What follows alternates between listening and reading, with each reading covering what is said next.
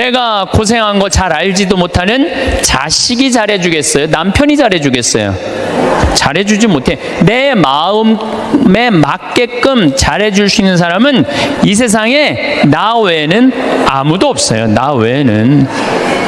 그런데 우리는 간혹 내가 나한테 잘해주면 되는데 나는 나한테 잘해주지 않고 남편이 나한테 잘해주지 않는다고, 자식이 나한테 잘해주지 않는다고 섭섭하다고 원망하는 어리석은 사람들이 참 많아요.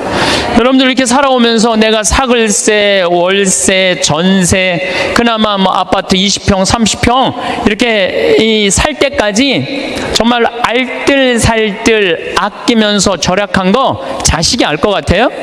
몰라요. 그런데 몰라준다고 맨날 눈물찍, 콧물찍 짜는 이 바보들이 참 많아요. 오늘 이후부터는 그런 거 섭섭하다고 말하지 마시고 누구한테 잘해주면 돼? 내가 잘해주면 돼요. 저는 22년 전에 평택 비전동 성당에 발령을 받아갔어요. 근데 발령 받자마자 주교님께서 2년밖에 안 됐는데 신설 성당인데 성당을 분가하라는 거예요.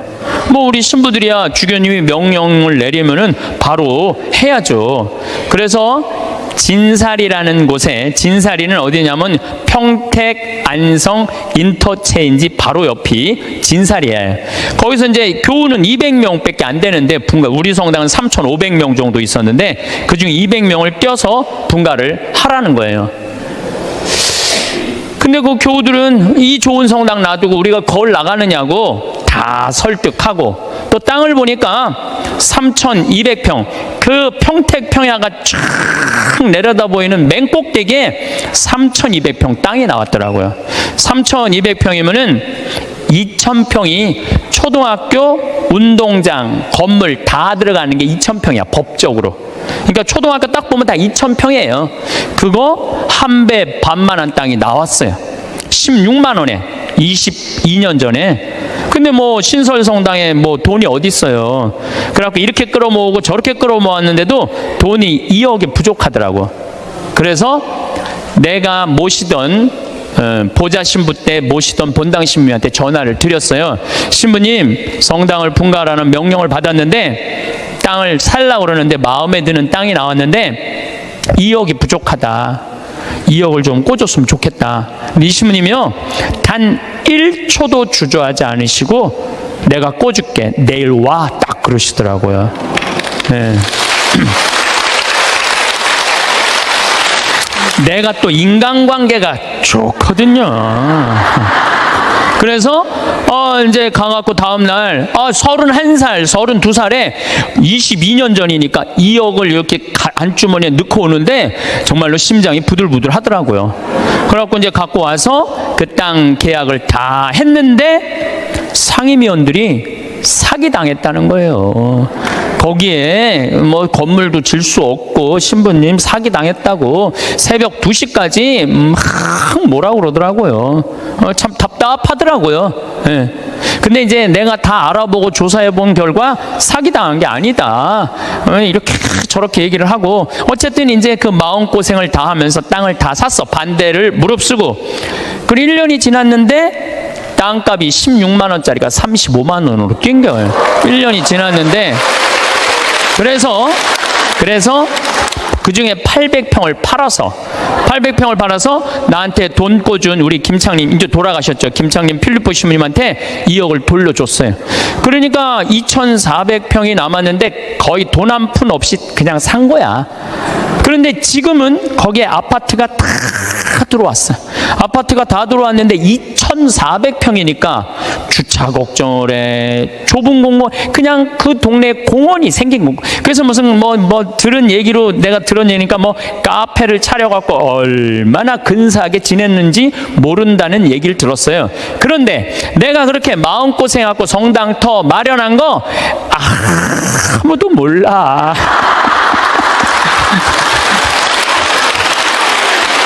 누구만 알아? 하늘하고 나만 알아. 하늘하고 하느님하고 나만 알아. 그런데 지금은 이제 거기가 겨우 2,000명 정도 됐다고 그래요. 근데 후임자 신부가 몰라준다고. 그 교우들이 20년 전에 내가 그렇게 힘들게 해서 땅 산 거 몰라준다고 내가 맨날 섭섭하다고 그러면요, 나는 쫀쫀한 사람이야. 쫀쫀한 사람. 작은 사람이야. 작은 사람. 그리고 이제는 거기가 뭐 평당 큰 몰이 들어와서 평당 한 400만 원까지 올라갔대요. 그러니까 거의 100억 정도 되는 거죠. 100억 정도 되는 돈을 내가 교회에 벌려준 거야. 그런데 아무도 몰라. 그런데 주교님이 몰라준다고, 교회가 몰라준다고 내가 맨날 그렇게 원망하면요, 나야말로 작은 사람이야. 나는 그 평택 IC 지나다닐 때마다 하느님의 기도하는 집을 내가 마련할 수 있는 영광을 가진 것에 대해서 감사해요. 어차피 그러니까 교우들이 이렇게 행복하게 그 넓은 터에서 주차 걱정 없이 신앙생활한다는 얘기를 들으면 내가 기분이 좋아. 그걸로 된 거예요. 여러분들도 인생 살면서 고생하고 힘들게 이 가정 여기까지 이렇게 꾸려왔는데, 다른 사람, 심지어 남편, 뭐 주위에, 뭐 여러분들 간혹은 시집 왔더니 시동생이 5살 시동생 나중에 키워갖고 장가까지 보냈는데 그 은혜 모르는 경우도 많죠? 그거 섭섭할 거 하나 없어요. 섭섭할 건 없어. 누가 알면 돼? 내가 알고 하늘이 알면 돼. 그래서 공자님이 진정한 군자는, 누가 군자라고 그랬냐면 남이 나를 알아주지 않아도 화내지 않는 사람이 군자라고 그래요. 유유자적할 줄 아는 사람이. 우리 평창은 화요일, 수요일 1박 2일 피정, 목요일 당일 피정, 금, 토, 일 2박 3일 피정을 해요. 1년 내내 해요. 뭐 지난번에도 하고 이번에 성탄 때도 금, 토, 일 2박 3일 피정해요. 오고 싶어도 이미 예약이 끝나서 못 와요, 여러분들. 그런데 이 피정 오는 분들의 행복의 크기가 다 달라요. 누가 제일 행복한가 봤더니 금, 토, 일 2박 3일 피정 오시는 분들이 제일 행복해 해요.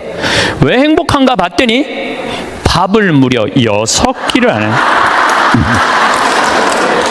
주부가 밥을 6끼 안 하면 행복할 것 같아, 안 행복할 것 같아요? 무조건 행복한 거예요. 무조건. 여기 이렇게 오신 분들 보니까 한 60대신 분들이 굉장히 많은데, 30살서부터 시집 와갖고 60살까지 여러분들이 살림살이 하면서 밥하고 빨래하고 청소하고 애 낳고 애 길렀다면, 여러분들은 한 달 가사 노동비를 따지면 한 달에 얼마치 일을 그동안 했느냐면은 350만 원어치 일을 했다고 그래. 그럼 30년 동안 일했으면 여러분들은 남편하고 자식들한테 얼마를 청구할 수 있느냐 하면은 10억 5천을 청구할 수 있어요. 10억 5천. 10억 5천 내놓으라고 그럴 수 있어요. 아니, 법원에 누가 해갖고 25년 동안 그거 해갖고 250만 원 해갖고 5억 청구해갖고 받은 사람이 판결이 나왔어요. 예. 그러면은 2박 3일 금, 토, 일 피정하는데 피정비가 얼마냐면은 8만 원이에요. 8만 원. 이틀 밤 자고 6끼 밥 먹고. 그런데 그렇게 10억 5천만 원어치 일을 하고 난 다음에 그렇게 고생한 나한테 너 한번 이틀 밥 안 하고 좀 편안하게 한번 해주는 밥 먹어라. 내가 너한테 한번 쏠게 하고 그 8만 원을 들여서 평창에 피정을 갈라 그럴 때 그 돈이 아까워서 갈까 말까 이렇게 망설이는 사람들이 많다는 거예요. 그러면서 나 고생하는 거 알아주는 사람 하나도 없다고 눈물 콧물 짤 거 없다 이거야. 그렇게 내가 10억 원 정도 일했으면 나한테 8만 원 정도 쓰는 거 아까워요, 안 아까워요? 써. 그러니까 제발 원망하지 말고 본인을 위해서 쓰라는 거예요.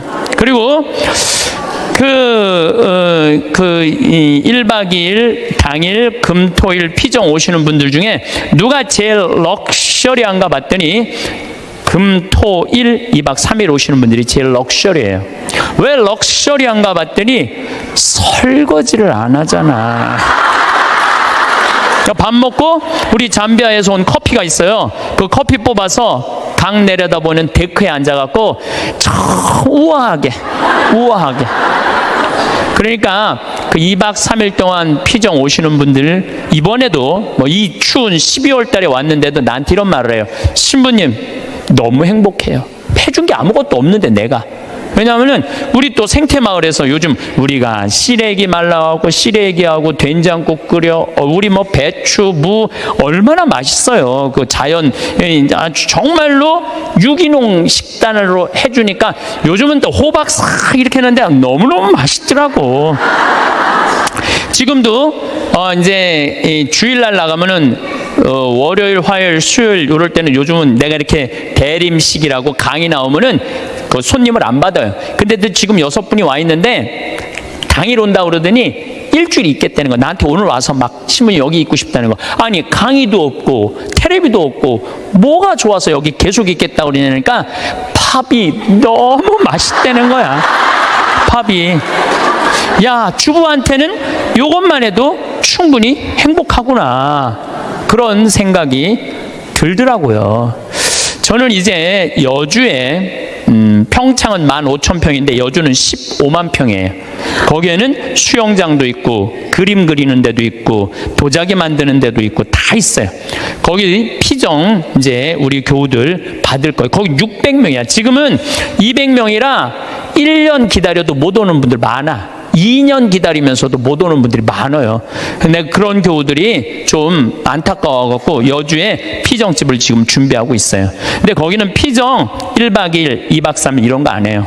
화, 수, 목, 금, 토, 일 5박 6일 피정이에요. 5박 6일 5박 6일 할 거예요. 5박 6일 여러분들 시간 많잖아. 죽지도 않고 근데 5박 6일 피정하는데 피정비를 얼마만 받을 거냐면은 10만 원만 받을 거예요. 10만 원만.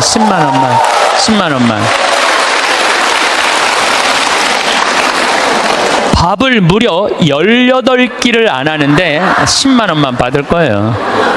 난 사실 우리 천주교 교우들 불쌍해요. 왜 불쌍하냐면은 성당 나오면서부터 많은 헌금을 하든 안 하든 평생 헌금했어요. 그리고 또 불쌍한 데 있으면 2차 헌금하고 교무금하고 또 성당지면 신축금 내고 또 뭐 어려운 데서 와갖고 뭐 꽃동네 뭐 이런 데 와갖고 또 뭐 도와달라 그러면 또 반지도 빼고 뭐 그냥 있는 거 없는 거 나 먹기 살기 힘들어도 어떻게 해? 마음 짠하니까 어떻게 해요?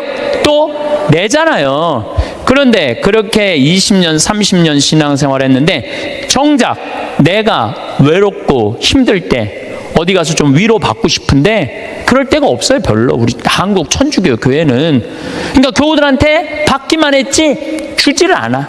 내가 그게 제일 불만이야. 그런 공간이 한국 교회에 필요하다 이거야. 그래서 이제 여주는 10만 원이면 여러분들 보통 한 달 생활비 최저가 110만 원인가 그렇더라고. 그러니까 누구나 올 수. 그리고 거기 전철까지 나 있어. 이제 그 앞에까지. 그러니까 여기 65살들은 거기까지 공짜로 올 수 있어. 65살까지는. 전철까지 나 있으니까 마음만 먹으면은 뭐 얼마든지 올 수 있어요. 그래서 우리 교우들한테 그런 공간을 만들어 줘야 되겠다. 우리도 좀 위로받고 살아야 되지 않아요? 맨날 뭐 남만 위로하고 살아. 나는 30년 동안 그렇게 뼈 빠지게 고생했는데. 그런데 제가 한 6년 동안 그 여주에다가 그런 생태 마을을 꾸며서 한국민들, 우리 천주교 교우들 뿐만 아니라 한국민들이 쉴 수 있는 오아시스를 만들어야 되겠다. 그래갖고 다 허가를 받아놨는데 이번 2월 달에 교구청에 편지를 했어요. 주교님 허가를 다 받아놨으니 공사비 달라고. 거기가 총 공사비가 얼마냐면 300억이에요. 300억을 내가 무슨 재주로 만들어. 내가 무슨 재주로. 그러니까 교구에서 내야 될 거 아니에요. 근데 답이 없는 거야. 준다는 답이 없어. 그래갖고 내 친한 주교님한테 말씀을 드렸죠. 아니 어떻게 왜 답이 없냐. 저 허가까지 다 떨어졌는데, 근데 우리 수원교구는 지금 신도시가 굉장히 많이 생겨요. 위례 신도시, 동탄 이신도시. 신도시가 막 생기니까 거기다 땅 사느냐고 돈을 다 썼다는 거예요. 돈이 없다는 거예요. 그런데 저는 30대 때는 막 내 뜻대로 안 되면 막 교구청에 올라가고 막 뒤집고 소리 지르고 그랬어요. 근데 이제 50이 되니까 생각이 많이 바뀌었어요. 어떻게 바뀌었느냐면은 내가 다 해놨는데 만약에 교구청에서 돈이 없다고, 300억이 돈이 없다면 어떻게 하면 되냐면은 안 하면 되지. 안 하면 되지 않아요? 여러분들 인생이 왜 힘든 줄 아세요? 돈이 없는데 하려고 그럴 때 힘들어요. 하려고 그럴 때. 내가 지금 5천만 원밖에 없는데 2억이라는 가게를 하고 싶어. 5천만 원밖에 없는데 2억이라는 가게를 하고 싶어갖고 어떻게 은행에 융자 받고 형제 집 잡히고 또 뭐 이 사람 저 사람 꼬갖고 시작하잖아요. 그때부터 지옥이 되는 거예요. 그때부터 5천만 원만 있는데 2억짜리 그건 하면 안 돼요. 안 하면 되지. 그래서 내가 주교님한테 편지했어요. 주교님, 저는 하느님의 집을 지면서 기쁨을 잃어버리고 싶지 않다고. 그래서 지금 교구가 여러 가지 어려움이 있으니까 나중에 하자고. 지금 편안하게 마음 먹자고. 그랬더니 주교님이 저한테 답장했어요. 딱 한 줄 보냈어. 참 고맙다. 이렇게. 네. 그래서 이제 접기로 이제 마음 먹었어요. 접기로 마음을 먹었는데 잠비아에 농업대학 하라고 100억을 봉헌하신 우리 할머니죠. 나는 할머니라고 안 그러는데 그냥 100억을 봉헌했어요. 벌써 3년 전에 이제 그분하고는 가능한 한 한 달에 한 번 정도 밥을 먹는데, 이제 밥을 먹으면서 이런 얘기 저런 얘기 사는 얘기를 하면서 내가 이제 여주에 생태마을을 꾸밀려고 그러는데 교구가 지금 뭐 신도시 성당터 산다고 돈이 없다고 좀 어려워하더라. 이런저런 얘기를 하는데 하루는 우리 자매님하고 서울 경복궁 구경을 가는데, 신부님 서울 구경 가는 길에 잠깐 남산 밑에 경리단길, 요즘 뜨는 데 있죠? 경리단길에 집터를 하나 보자는 거예요. 밑에 삼성 미술관도 있고 뭐 LG 뭐 회장집도 있는데 그 맨 경치가 아주 기가 막혀. 한강 다 보이는 그 경리단길에 땅을 한 200평 보여주면서 신부님 이거 봉헌할 테니까 신부님 이거 하라는 거예요. 그래갖고 거기가 평당 한 평에 6천만 원이 한 평에. 근데 200평. 근데 며칠 전에 무슨 공시지가 이런 게 나오는데 123억이 나왔더라고. 그 시세 그게 123억짜리를 봉헌을 하신 거예요. 우리 교우들 쉬는데 그거 신부님 이거 갖고 꾸미는데 좀 이렇게 미천하시라고. 그래갖고 내가 또 이제 주교님한테 가서 아니 이거 저 봉헌을 했는데 이거 어떻게 하면 좋으냐고. 그러더니 우리 주교님께서 아우 그럼 우리 하자고. 이렇게 봉헌한 분이 있으니까 난 또 하자고 그러면은 하면 돼. 또 하자고 그러면 하면 돼. 그래서 아마 이제 곧 이제 그 시작이 되면 3년 후 정도면은 우리 교우들이 이용하실 수 있을 거라고 생각을 합니다. 제가 왜 이런 말씀을 드리느냐 하면 우리가 돈을 버는 법도 중요하지만 쓰는 법도 중요해요. 여러분들은 지금 정말로 힘들게 돈 많이 벌었어요. 그렇죠? 아끼기도 많이 아꼈어. 그런데 벌기만 하고 쓸 줄을 모른다면은 뭐하러 벌어? 그렇잖아요. 힘들게 돈을 많이 모았어. 근데 쓰려고 8만 원을 쓰려고 보니까 아까워. 벌 떨어. 그럼 뭐하러 버냐 이거예요. 벌 줄도 알고 쓸 줄도 알아야 돼요. 뭐 어느 교구에 뭐 우리 교구 얘기예요. 우리 수원교구 얘기인데 한 본당에 금융업을 하는 회장님이 있었나 봐. 나한테 돈을 맡기면은 내가 15% 이자 주겠다고. 여러분들 내가 평화방송에 수도 없이 얘기했어요. 여러분 인생이 왜 괴로운 줄 알아요? 정치가 잘못돼서 내 팔자가 기구해서 절대 그렇지 않아요. 내가 잘못 선택해서. 어떻게 잘못 선택해? 과하게 욕심을 부려서 인생이 힘든 거예요. 그런데 이분은 15% 이자 준다고 교우들을 꼬신 거야. 그래갖고 막 1억씩 5천만 원씩 막 맡겨갖고 그 사람이 300억을 끌어모았대요. 그런데 지금 우리나라 법정이자가 1.25%예요. 은행에다가 1억을 맡기면 1.25%면 10만 4천 원 이자 받아, 한 달에. 1억. 그래서 요즘은 어떤 자식이 효자래요? 3억 엄마 이거 써 그래갖고 3억 주는 자식이 효자가 아니래. 한 달에 그저 100만 원씩 용돈 주는 자식이 효자래. 3억 주는 자식이 효자가 아니라. 3억 줘봤자 은행에서 30만 원밖에 못 받아요. 3억 줘봤자. 그러니까 이 사람한테 맡기면은 15%니까 125만 원을 받을 수 있는 거야. 1억만 맡겨도. 그러니까 사람들이 정신이 나왔고 그 사람한테 전래분과장이라는데 다 갖다 맡긴 거예요. 한 세네 달은 이자가 나왔는데 그 다음에 어떻게 못 나와요. 그래갖고 망해갖고 이분 지금 감옥에 가입돼요. 그러면은 5천만 원 1억씩 맡긴 사람들은, 이 사람들은 돈 써보지도 못하고 하늘에 날아간 거예요.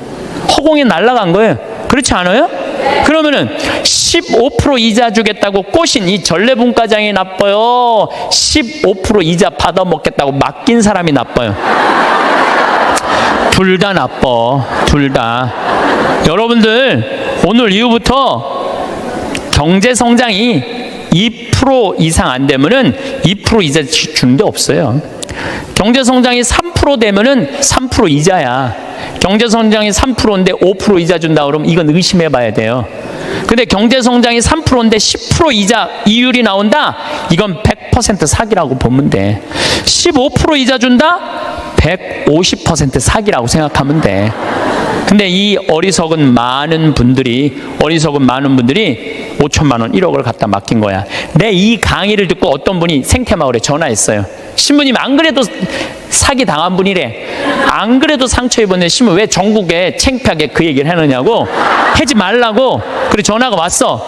근데 저는 왜 하느냐 하면은 여러분들 그런 예를 들어서 타산지석이라고 그랬죠? 여러분들 이렇게 어리석은데 넘어가지 마세요. 차라리 그 5천만 원이면은 이스라엘 성지순례를 10번을 갔다 올 수 있는 돈이야. 이스라엘 성지순례 10번 갔다 올 수 있는 돈이야. 여러분들이 이스라엘 성지순례를 10번을 갔다 오잖아요. 그럼 여러분들은 예수님하고 투구 지낼 수 있어. 투구 지낼 수 있어. 내가 이스라엘 성지순례 지금 5번 갔다 왔거든요. 5번 갔다 왔는데 저는 지금 예수님하고 거의 틀라고 그래. 성서를 읽으면은 예수님이 막 튀어나와. 그래서 나한테 말을 걸어요. 예수님이 말을 걸어요. 요즘 제가 이제 내년 3월 8일부터 성서 강의를 해요. 성서 강의를 하는데 나는 성서 전공한 신부가 아니잖아요. 그리고 신학교 때 뭘 배웠는지 생각도 안 나. 성서 전공한 신부도 아니고 신학교 때 배운 거 기억도 안 나. 근데 내가 성서를 강의하겠다고 평화방송하고 정말로 엄청난 도전을 하는 이유 중에 하나가 5번을 성지순례 갔다 오면서 내가 만난 예수님, 그 예수님을 얘기해 주고 싶은 거예요. 오늘 아침에도 이제 강의를 준비하다 나왔는데 무슨 일이 있었느냐 하면은 예루살렘에 가면은 겟세마니 동산 위에 눈물 동산이 있어요. 눈물 성당이 있어.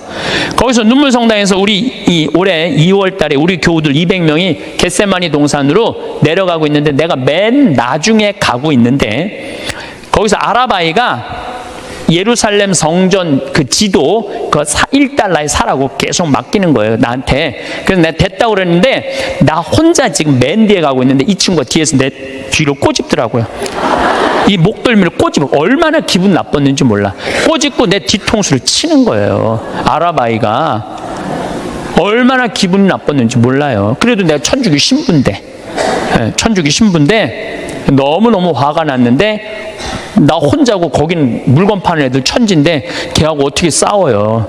그리고 나는 성격상 맞고 말지 싸우진 않아. 그래갖고 내려가갖고 겟세마니 동산에 가서 기도를 하는데 예수님 생각이 나더라고요. 예수님은 유대인들이 툭 하면 돌을 집어 던지려고 그랬어요. 툭 하면 돌을. 근데 예수님은 어떻게 했느냐 하면은 아직 내 때가 되지 않았다고 인내하세요. 인내를 하시고 예수님 어떻게 마지막 십자가상의 죽음을 통해서 누구를 구원하고 싶었어? 인류를 구원하고 싶었어요. 몇몇 사람들이 기분 나쁘게 돌 집어 던진다고 욕한다고 그것 때문에 큰 일을 그르칠 분이 아니었어요. 나도 이 200명이나 되는 사람들을 데리고 와서 성지순례 하는데 내가 하나 기분 나쁘다고 막 신경질 부리고 나 이제 간다고, 나 이제 한국으로 갈 거라고 겟세마니 동산에 앉아서 이렇게 기도를 하는데 정말로 구구절절 예수님이 느껴지더라고요. 그리고 인내라는 거 그런 게 막 느껴지는 거예요. 여러분들도 자식 키우면서 정말로 이 세상 살면서 더러운 꼴 많이 보죠? 근데 여러분들 왜 참아요? 이거 자식 하나 잘 키워보겠다고, 자식 하나 행복하게 해보겠다고 참는 거 아니에요? 그러니까 인내를 하면은 뭐를 얻을 수 있느냐 하면은 열매를 얻을 수 있어요. 열매를. 인내를 하면.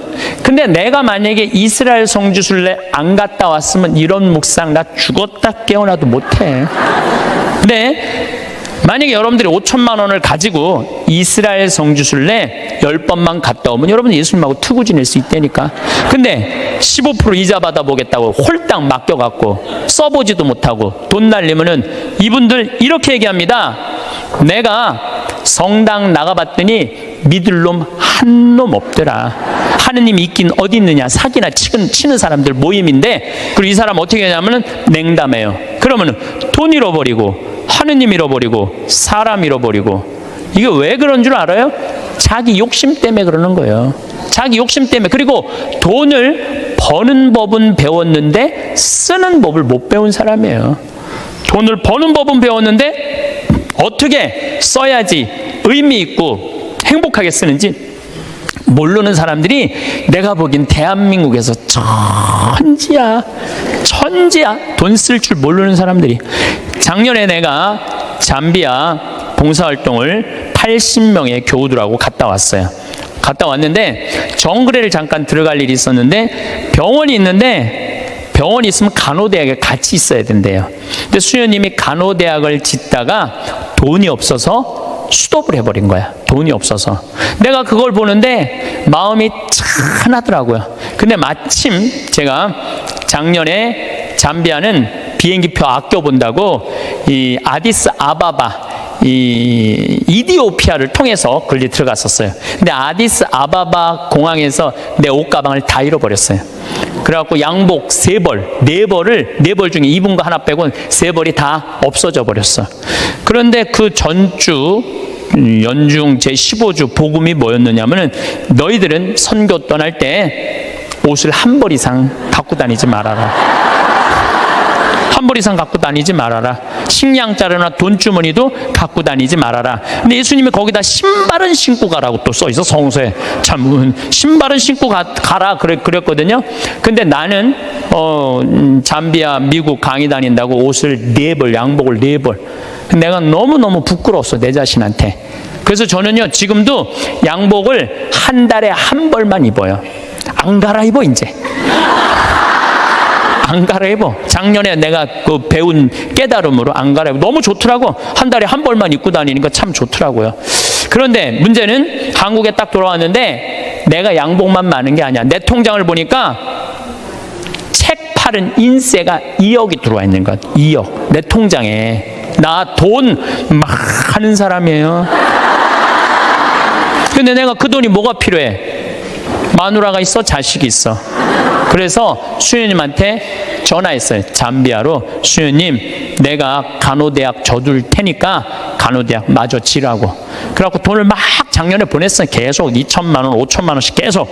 근데 올해 가서 그 정글에 땀부라는 정글에 들어가 보니까 간호대학을 다 져놨더라고. 이제 기숙사 하나 져놓고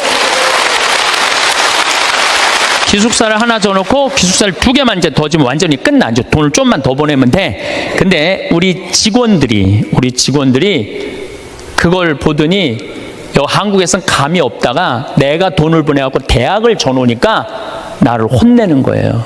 신부님 신부님 은퇴해서 돈 필요한데 이렇게 돈 다 써버리면 어떻게 하려고 돈을 다 써버리느냐고.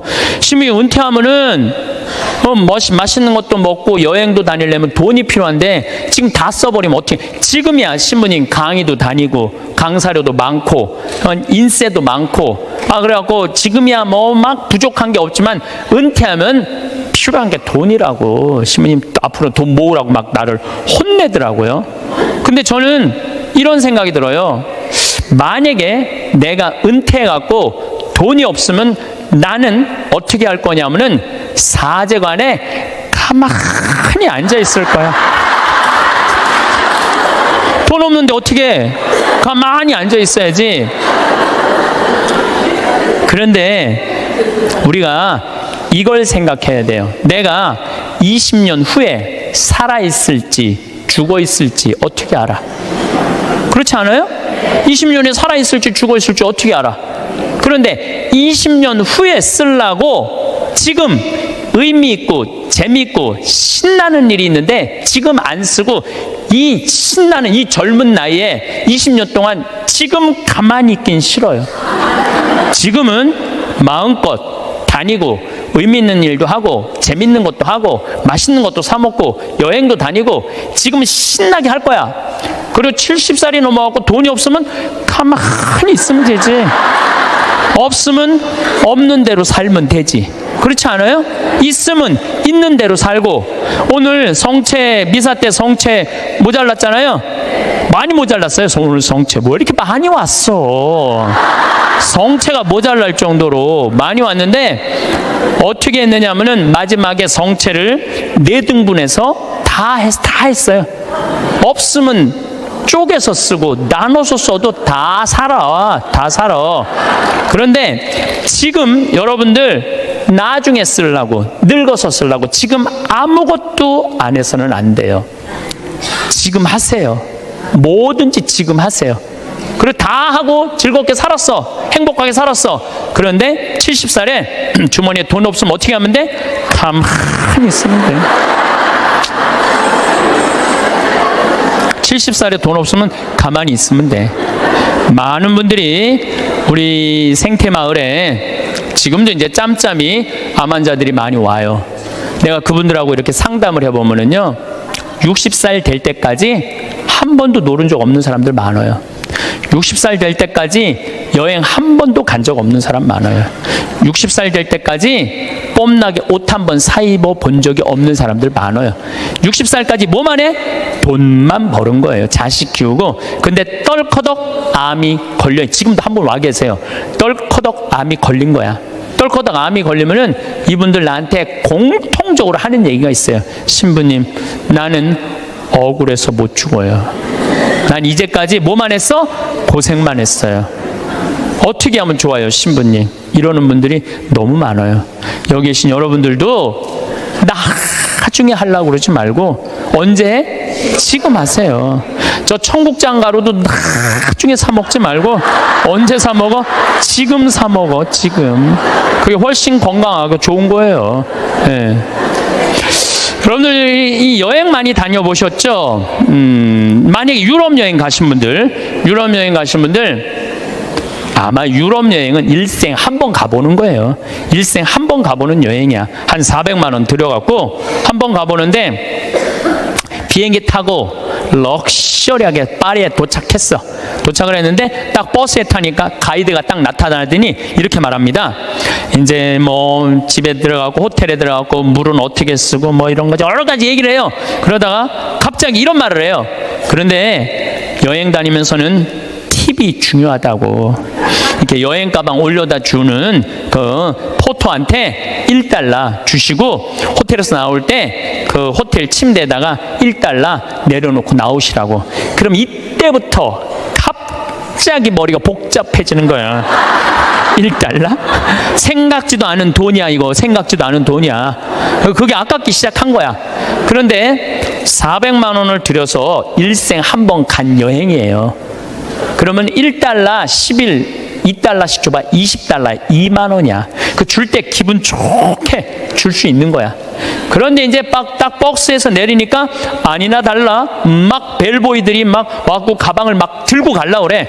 그러면은 이 할머니들이 이렇게 말합니다. 그 놔두라고, 내가 들고 갈 테니까 놔두라고. 내가 여러 번 봤어요. 여행 같이 다니면서. 내가 그 힘들게 그 가방을 들고 다니는 할머니들 모습을 보면서 안타깝더라고요. 그럼 뭐하러 여행을 나와? 그 2만 원이 아까워갖고 그 힘든데 피곤한데 와갖고 그걸 또 들고 올라가. 그 2만 원이 아까우면 그냥 집에 가만히 있어. 벌 때는 힘들고 어렵게 벌지만 쓸 때는 정승같이 쓰는 법도 중요한 거예요.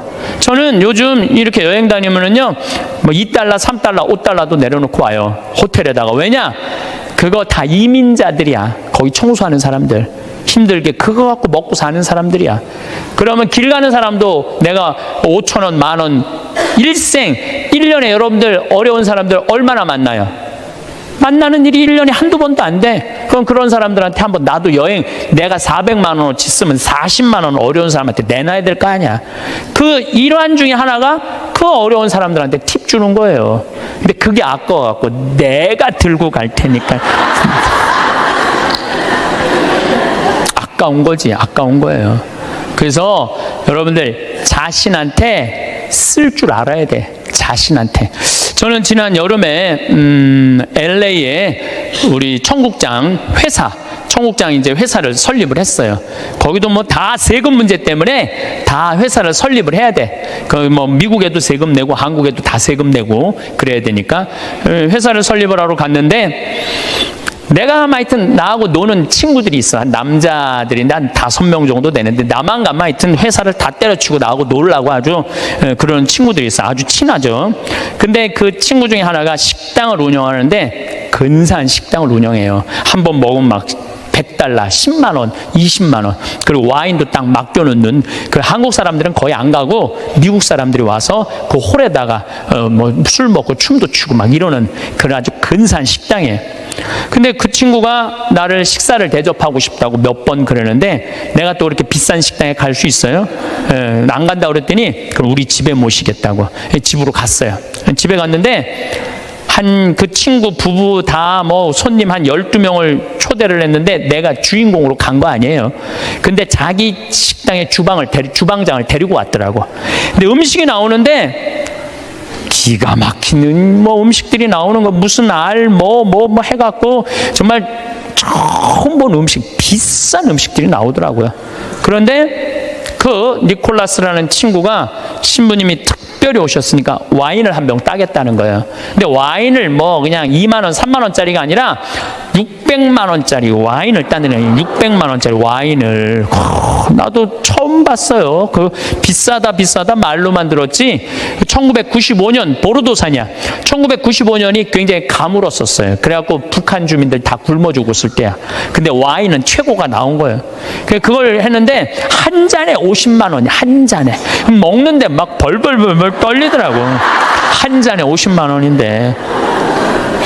근데 계속 주방장이 셰프가 음식을 날라다 주는데 내가 그래도 주인공 아니에요. 주인공. 그 뭔가 셰프한테 감사의 표시를 해야 될 거 아니야. 그걸 우리는 팁이라고 그러죠. 근데 내가 혼자 고민했어. 50달러를 줄까 100달러를 줄까. 심장이 막 쫄깃쫄깃하더라고. 어떻게 할까. 근데 결국은 불러갖고 딜리셔스 그러면서 내가 50달러를 줬어요. 지금 생각해보면 왜 100달러를 못 줬는지. 귀양 뽐낼 거면 확실하게 뽐내고 해야 되는 건데 근데 그 50달러를 5만 원이죠. 50달러를 줬는데도 불구하고 그 셰프는 굉장히 고맙다고 그러더라고요. 굉장히 고맙다고.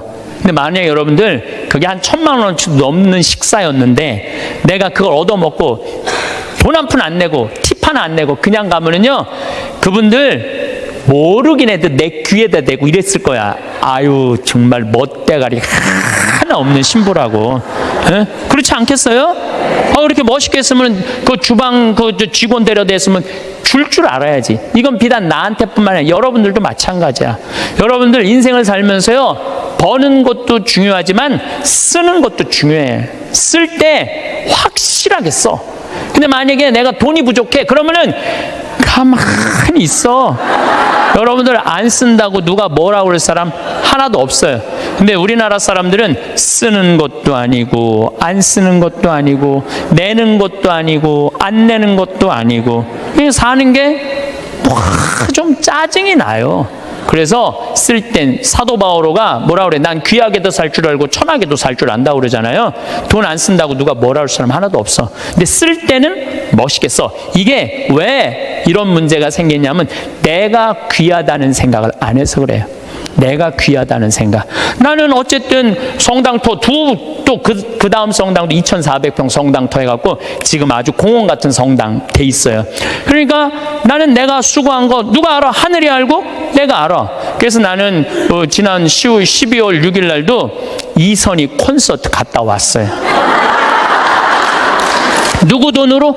내 돈으로. 내 돈으로. 그리고 지난주는 우리 이제 그 이선희 콘서트는 우리 직원들 50대 된 직원들 하고 갔다 왔고, 지난주는 충무 아트센터에 몬테크리스토라는 뮤지컬을 30대 직원들하고 갔다 왔어요. 서울. 우리는 평창이니까 무조건 대전, 서울 이런 데 오는 거예요. 서울 와갖고 또 충무 아트센터 보니까 신당동 떡볶이집 있더라고. 그래서 떡볶이 먹고 멋있게 커피 한 잔 마시고 몬테크리스토 백작 보고 그리고 집에 새벽 1시에 들어갔어요. 그러니까 많은 분들이 저한테 신부님 맨날 강의만 다니고 힘들어서 어떻게 하느냐고. 나 짬짬이 알아서 잘 놀아요. 맨날 강의만 다니면 나 미칠지도 몰라. 짬짬이 알아서 놀아요. 저만 그런 게 아니라 여러분들도 그렇게 살으셔야 돼. 부처님이 이런 말씀을 하세요. 지나친 고행은 사람을 고통스럽게 한다는 거예요. 그 다음 지나친 쾌락은 사람을 망가뜨린다는 거예요. 그러니까 놀 줄도 알고 쓸 줄도 알고 인내할 줄도 알고 그렇게 살아야 돼. 어쨌든 누구한테 잘해줘야 되느냐면은 나한테 잘해줘야 돼요. 내가 행복해야지 누구도 행복하게 해줄 수 있어? 남도 행복해 줄 수 있어요. 맨날 자기가 영혼이 찌그러지면은 남편 욕하고 자식 욕하는 거야. 근데 내가 8만 원 들여서 평창 생태마을 피정 딱 갔다 와서 다음날 아침에 기분 좋게 음식 해줄 수 있어요. 그러니까 오늘 이후부터 누구한테 잘해줘? 나한테 잘해주세요. 나가서 성모 울타리 빵 사세요. 저는 강의를 할 때 꼭 거울을 봅니다. 왜 거울을 보느냐면은 머리는 이렇게 잘 정리됐는지. 오늘도 평창에서 우리 부관장 신부님 이동이 있었어요. 그래서 부관장 신부님 오시는 거 맞이하고 이 인천까지 오는데 굉장히 멀더라고요. 그래서 누워서 잠을 차 안에서 자는데 머리가 막 눌리는 기분이 막 들더라고. 그래서 보니까 다행히 머리가 좀 덜 눌려갖고, 만약에 내가 머리가 막 이렇게 떴으면 여러분들 기분이 어떨 것 같아요? 내가 막 강의할 때 가끔 방송에 보면은 신부님들이 그러는 경우가 많아요. 이렇게 머리가 떠서 이렇게 강의하는 신부님들이 있더라고요. 그러면은 강의 내용 안 들어와. 뜬 것만 보여. 뜬 것만. 그리고 저는 정말 강의할 때 제일 중요하게 여기는 게 뭐냐면은 바지에 자꾸는 올라갔는지. 이걸 제일 중요하게 여겨요. 왜 제일 중요하게 여기느냐 하면, 만약에 내가 바지에 자꾸가 내려가잖아요?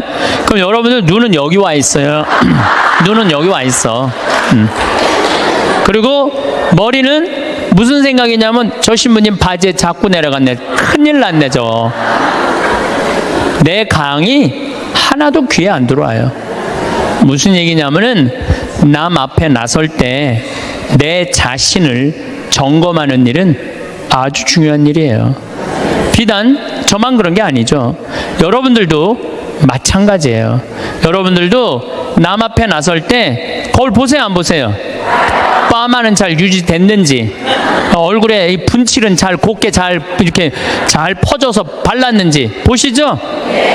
제가 2년 전에 어느 기관에 강의를 갔어요. 강의를 갔는데 거기 2년 동안 나를 초대하려고 그러다가 내가 2년 만에 시간이 맞아서 간 곳이에요. 딱 차에서 내리는데 나를 맞이하는 분을 딱 보면서 정말 나를 어마어마하게 기다렸구나 한눈에 딱 알아보겠더라고요. 내가 왜 딱 한눈에 알아봤느냐 하면은 얼굴에 화장을 어마어마하게 했어. 얼굴에 화장을. 이 마스카라를 얼마나 말아 올렸는지, 눈이 막 뒤집어지려고 그래. 마스카라를 얼마나 말아 올렸는지. 입술에 루즈를 얼마나 진하게 발랐는지 몰라요. 근데 문제는 입술에 루즈를 이렇게 발랐는데 선을 잘 그렸으면 아무 문제가 없는데 바빴는지 선이 살짝 올라왔어. 이렇게 2시간이었는데 1시 반에 가서 커피 한 잔을 마시는데 30분 동안 대화를 하는데 아무 소리도 안 들리는 거야. 이것만 들리는 거야. 이것만. 2년이 지난 지금도 그분 생각을 하면은 아무 생각이 안 나. 이것만 생각이 나. 이것만. 그분은 화장도 열심히 했는데 마지막 뭐를 안 했느냐 하면은 거울을 안 본 거예요. 자기의 모습을 점검하지 않은 거죠. 근데 더 안타까운 거는 그 사무실에 8명의 동료, 직장 동료들이 있었는데 아무도 지적해 주지 않은 거예요. 누군가 얘기해 줬으면 얼마나 좋아요. 선생님, 루즈선이 잠깐 벗어났으니까 화장실에 가서 거울 보고 좀 고치고 나오시라고. 그랬다면 이분은 고칠 수 있었을 거예요. 근데 8명 중에 아무도 얘기해 주지 않은 거예요. 우리는 내가 내 자신을 볼 수 없다면 누구라도 내 자신을 봐야 돼. 남이라도 내 자신을 봐야 돼. 남이 나를 고쳐줄 수 있어야 돼요. 여기에 아주 중요한 게 있어요. 우리는 듣는 마음이 있어야 돼요. 왜 그분한테 선생님 선에 루즈가 벗어났어요 라고 왜 얘기해 주지 않았을까요? 말해도 안 들었으니까. 평상시에 여러분들도 인생을 살면서 누가 이렇게 며칠 전에 사당 오동 성당에 강의를 갔는데 이제 강의 가기 전에 성당 앞에서 곱창 순대 이 전골을 먹는데 옆에 애기 아빠들 같아. 중학교 2학년 딸을 둔 애기 아빠들이 딸 얘기를 하는 거예요. 먹으면서 재밌더라고. 얘기를 들어보니까 한 애는 게임, 페이스북을 너무 하는 애고 한 애는 집을 하나도 안 나가는 애야. 친구를 아무도 안 만나는 애야. 그러면서 뭐 애를 그렇게 키우면 안 된다 뭐 어쩌고 저쩌고 막 하는데 소주를 거의 4병을 둘이서 먹더라고요. 근데 일어나면서 마지막 한 애기 아빠가 이런 말을 하더라고요.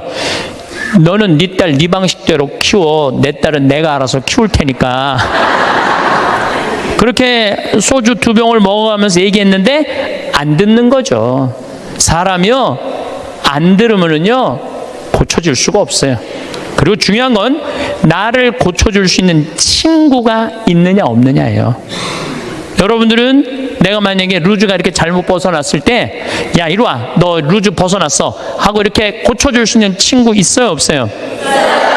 있어야 돼. 그걸 뭐라고 그러냐면 멘토라고 그래. 멘토. 내 삶을 이야기할 수 있는 사람, 내 삶의 문제를 이야기 나눌 수 있고 상의할 수 있는 사람, 멘토가 필요해요. 저는 3명의 멘토가 있어요. 물론 우리 동창 신부들은 뭐 멘토라고 그러긴 좀 그렇고 나이 많은 형들 셋이 내 멘토가 있어요. 첫 형은 역시 신부님이죠. 나보다 3살 많아요. 근데 3살 많은 형인데 굉장히 영성적이에요. 영성적. 이분은 정말로 기도를 게을리하지 않는 분이에요. 언제나 기도를 참 열심히 하세요. 이분하고 이렇게 대화를 하다 보면은 우리 교회 평생 장애자들하고 장애자 사목을 하신 분이고 신학교에서도 사회복지를 강의하신 분이에요. 이분 이번에 이제 안산 생명센터장으로 가셨는데 세월호에 249명의 학생이 죽었어요. 어른까지 304명이 죽었어요. 어른 55명, 학생 249명이 죽었어요. 그런데 그 안산에 가보니까 249명의 가족 중에 7명이 자살을 했다는 거예요. 너무너무 힘들으니까. 그러니까 이분이 하는 얘기가 뭐냐면은 그 한 사람이라도 살리는 게 사제가 할 일이라는 거예요. 그래서 이분하고 만나면은 그냥 저절로 영성적이 돼요. 대화를 하고 나면은 내가 피정한 기분이 들어. 근데 이 형님은 항상 나하고 이렇게 우리 집에 와서 잠도 자고 나도 그 형님 집에 가서 잠도 자고 그러는데 하루는 우리 집에 딱 오더니 딱 옷장을 열어보는 거예요. 옷장을 열어보더니 한마디 딱 하는 거예요. 황 신부, 옷이 양복이 너무 많으네. 예수님 이걸 원할까? 근데 한 대 맞은 기분이 드는 거예요. 왜냐면 나는 뭐 봄, 여름, 가을, 겨울 1년 365일 강의를 하니까 양복이 봄에 뭐 몇 벌, 여름에 몇 벌, 겨울에 몇 벌 이렇게 한 10벌이 넘었어요. 그런데 많다고 나한테 혼을 내더라고요. 여러분들 인생에 있어서는요, 나를 혼내줄 사람이 필요해요. 나를 혼내줄 사람이 없으면은요, 나는 아나 무인이 되는 거예요. 그걸 보고 내가 양복을 다 나눠줬어요. 다. 아까도 말씀드렸잖아요. 작년에 잠비아 가면서 양복 3벌 입으면서. 그래서 내가 근데 이제 다 나눠줘갖고 한 3-4벌로 딱 줄였는데 할머니들이 방송에 내 양복 한 번도 안 바뀐다고 부산에서 져서 올리고 서울에서 져서 보내줘갖고 다시 12벌이 됐어, 양복이. 그래서 이거 안 되겠다. 양복이 많아지는 건 어쩔 수 없는데 양복을 아예 갈아입질 말자. 그래서 한 달에 한 번씩만 딱 입고 다니기로 이제 내가 나하고 한 거예요. 근데 내가 그 형님 집에 가서 잠을 자는데 자기 침대를 꼭 내줘요. 그리고 자기는 바닥에서 자요. 응접실 바닥에서. 그래서 형 침대에서 자. 그랬더니 아니야, 너는 전국에 강의하는 신부고 나는 이렇게 편안하게 있으니까 하루 여기서 바닥에서 자도 돼. 그래갖고 내가 이제 방에서 잠을 자는데 뭐 하여튼 우연찮게 뭐 벽의 문제 때문에 옷장을 열었는데 양복이 딱 2벌밖에 안 걸려 있더라고요. 나하고 너무너무 다른 거죠. 그래서 내가 그분이 나한테 그런 얘기를 할 때 그냥 기분 나쁜 게 아니라 저절로 반성이 돼. 나 자신을 돌아보게 되는 거죠. 한 2주 전, 이제 뭐 거의 한 3주 전 정도 되죠.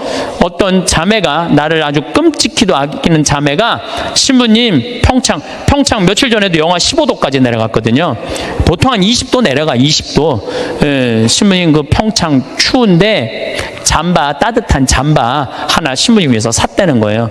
밤에 이제 이렇게 받아갖고 그냥 쫄래쫄래 들어왔죠. 근데 전화가 왔어. 신부님, 거기 그거는 수선을 하려고 그러면 그 영수증이 있어야 되니까 옷에 이렇게 붙어 있는 거 띄지 마시고 그 보관하세요. 버리지 말고. 그래갖고 집에 들어와갖고 그걸 딱 보는데 가격표가 마침 있더라고. 안 그래도 궁금했는데 보니까 165만 원짜리야. 165만 원짜리. 어쩐지 딱 입는데 느낌이 다르더라고. 근데 저는 2가지를 생각했어요. 첫 번째는 내가 전국에 다니면서 그냥 평범한 우리 교우들한테 강의하는데 165만 원짜리 옷 입고 다니면서 행복을 과연 이야기할 수 있을까? 그 생각을 첫 번째 했어요. 2번째는 그 형 생각이 났어요. 항상 장애자들하고 사는 그 형, 양복 2벌, 맨날 까만 거, 이 색 저 색도 아니야, 까만 거 입고 다니는 그 형 생각이 났어요. 그 형이 이걸 보면은 나한테 뭐라고 그럴까? 못 있겠더라고요. 마음에는 너무 들었는데 못 있겠더라고. 그래서 다음날 돌려줬어요. 그리고 이렇게 말했어요. 나를 죽이려면은 이런 옷을 계속 갖다 줘라. 내 영혼을 죽이려면. 그러나 날 정말 사랑한다면은 이렇게 비싼 옷. 그리고 내가 그날 무슨 온천에 가갖고 보니까 밑에 막 세일하는 거 보니까 8만 원짜리 오리털 파카 많더라고. 8만 원짜리. 그래서 내가 얘기했어요. 내가 그 세일하는 데가 보니까 8만 원짜리도 많은데 왜 그렇게 비싼 걸 사서 줬느냐? 나한테 정말 선물하고 싶다면 8만 원짜리 해라. 그랬더니 어제 왔어. 택배로 8만 원짜리 3벌이. 어제 8만 원짜리 3벌이 턱벌 왔더라고. 그런데 나를 제어해 줄 수 있는 멘토가 필요하다는 거예요.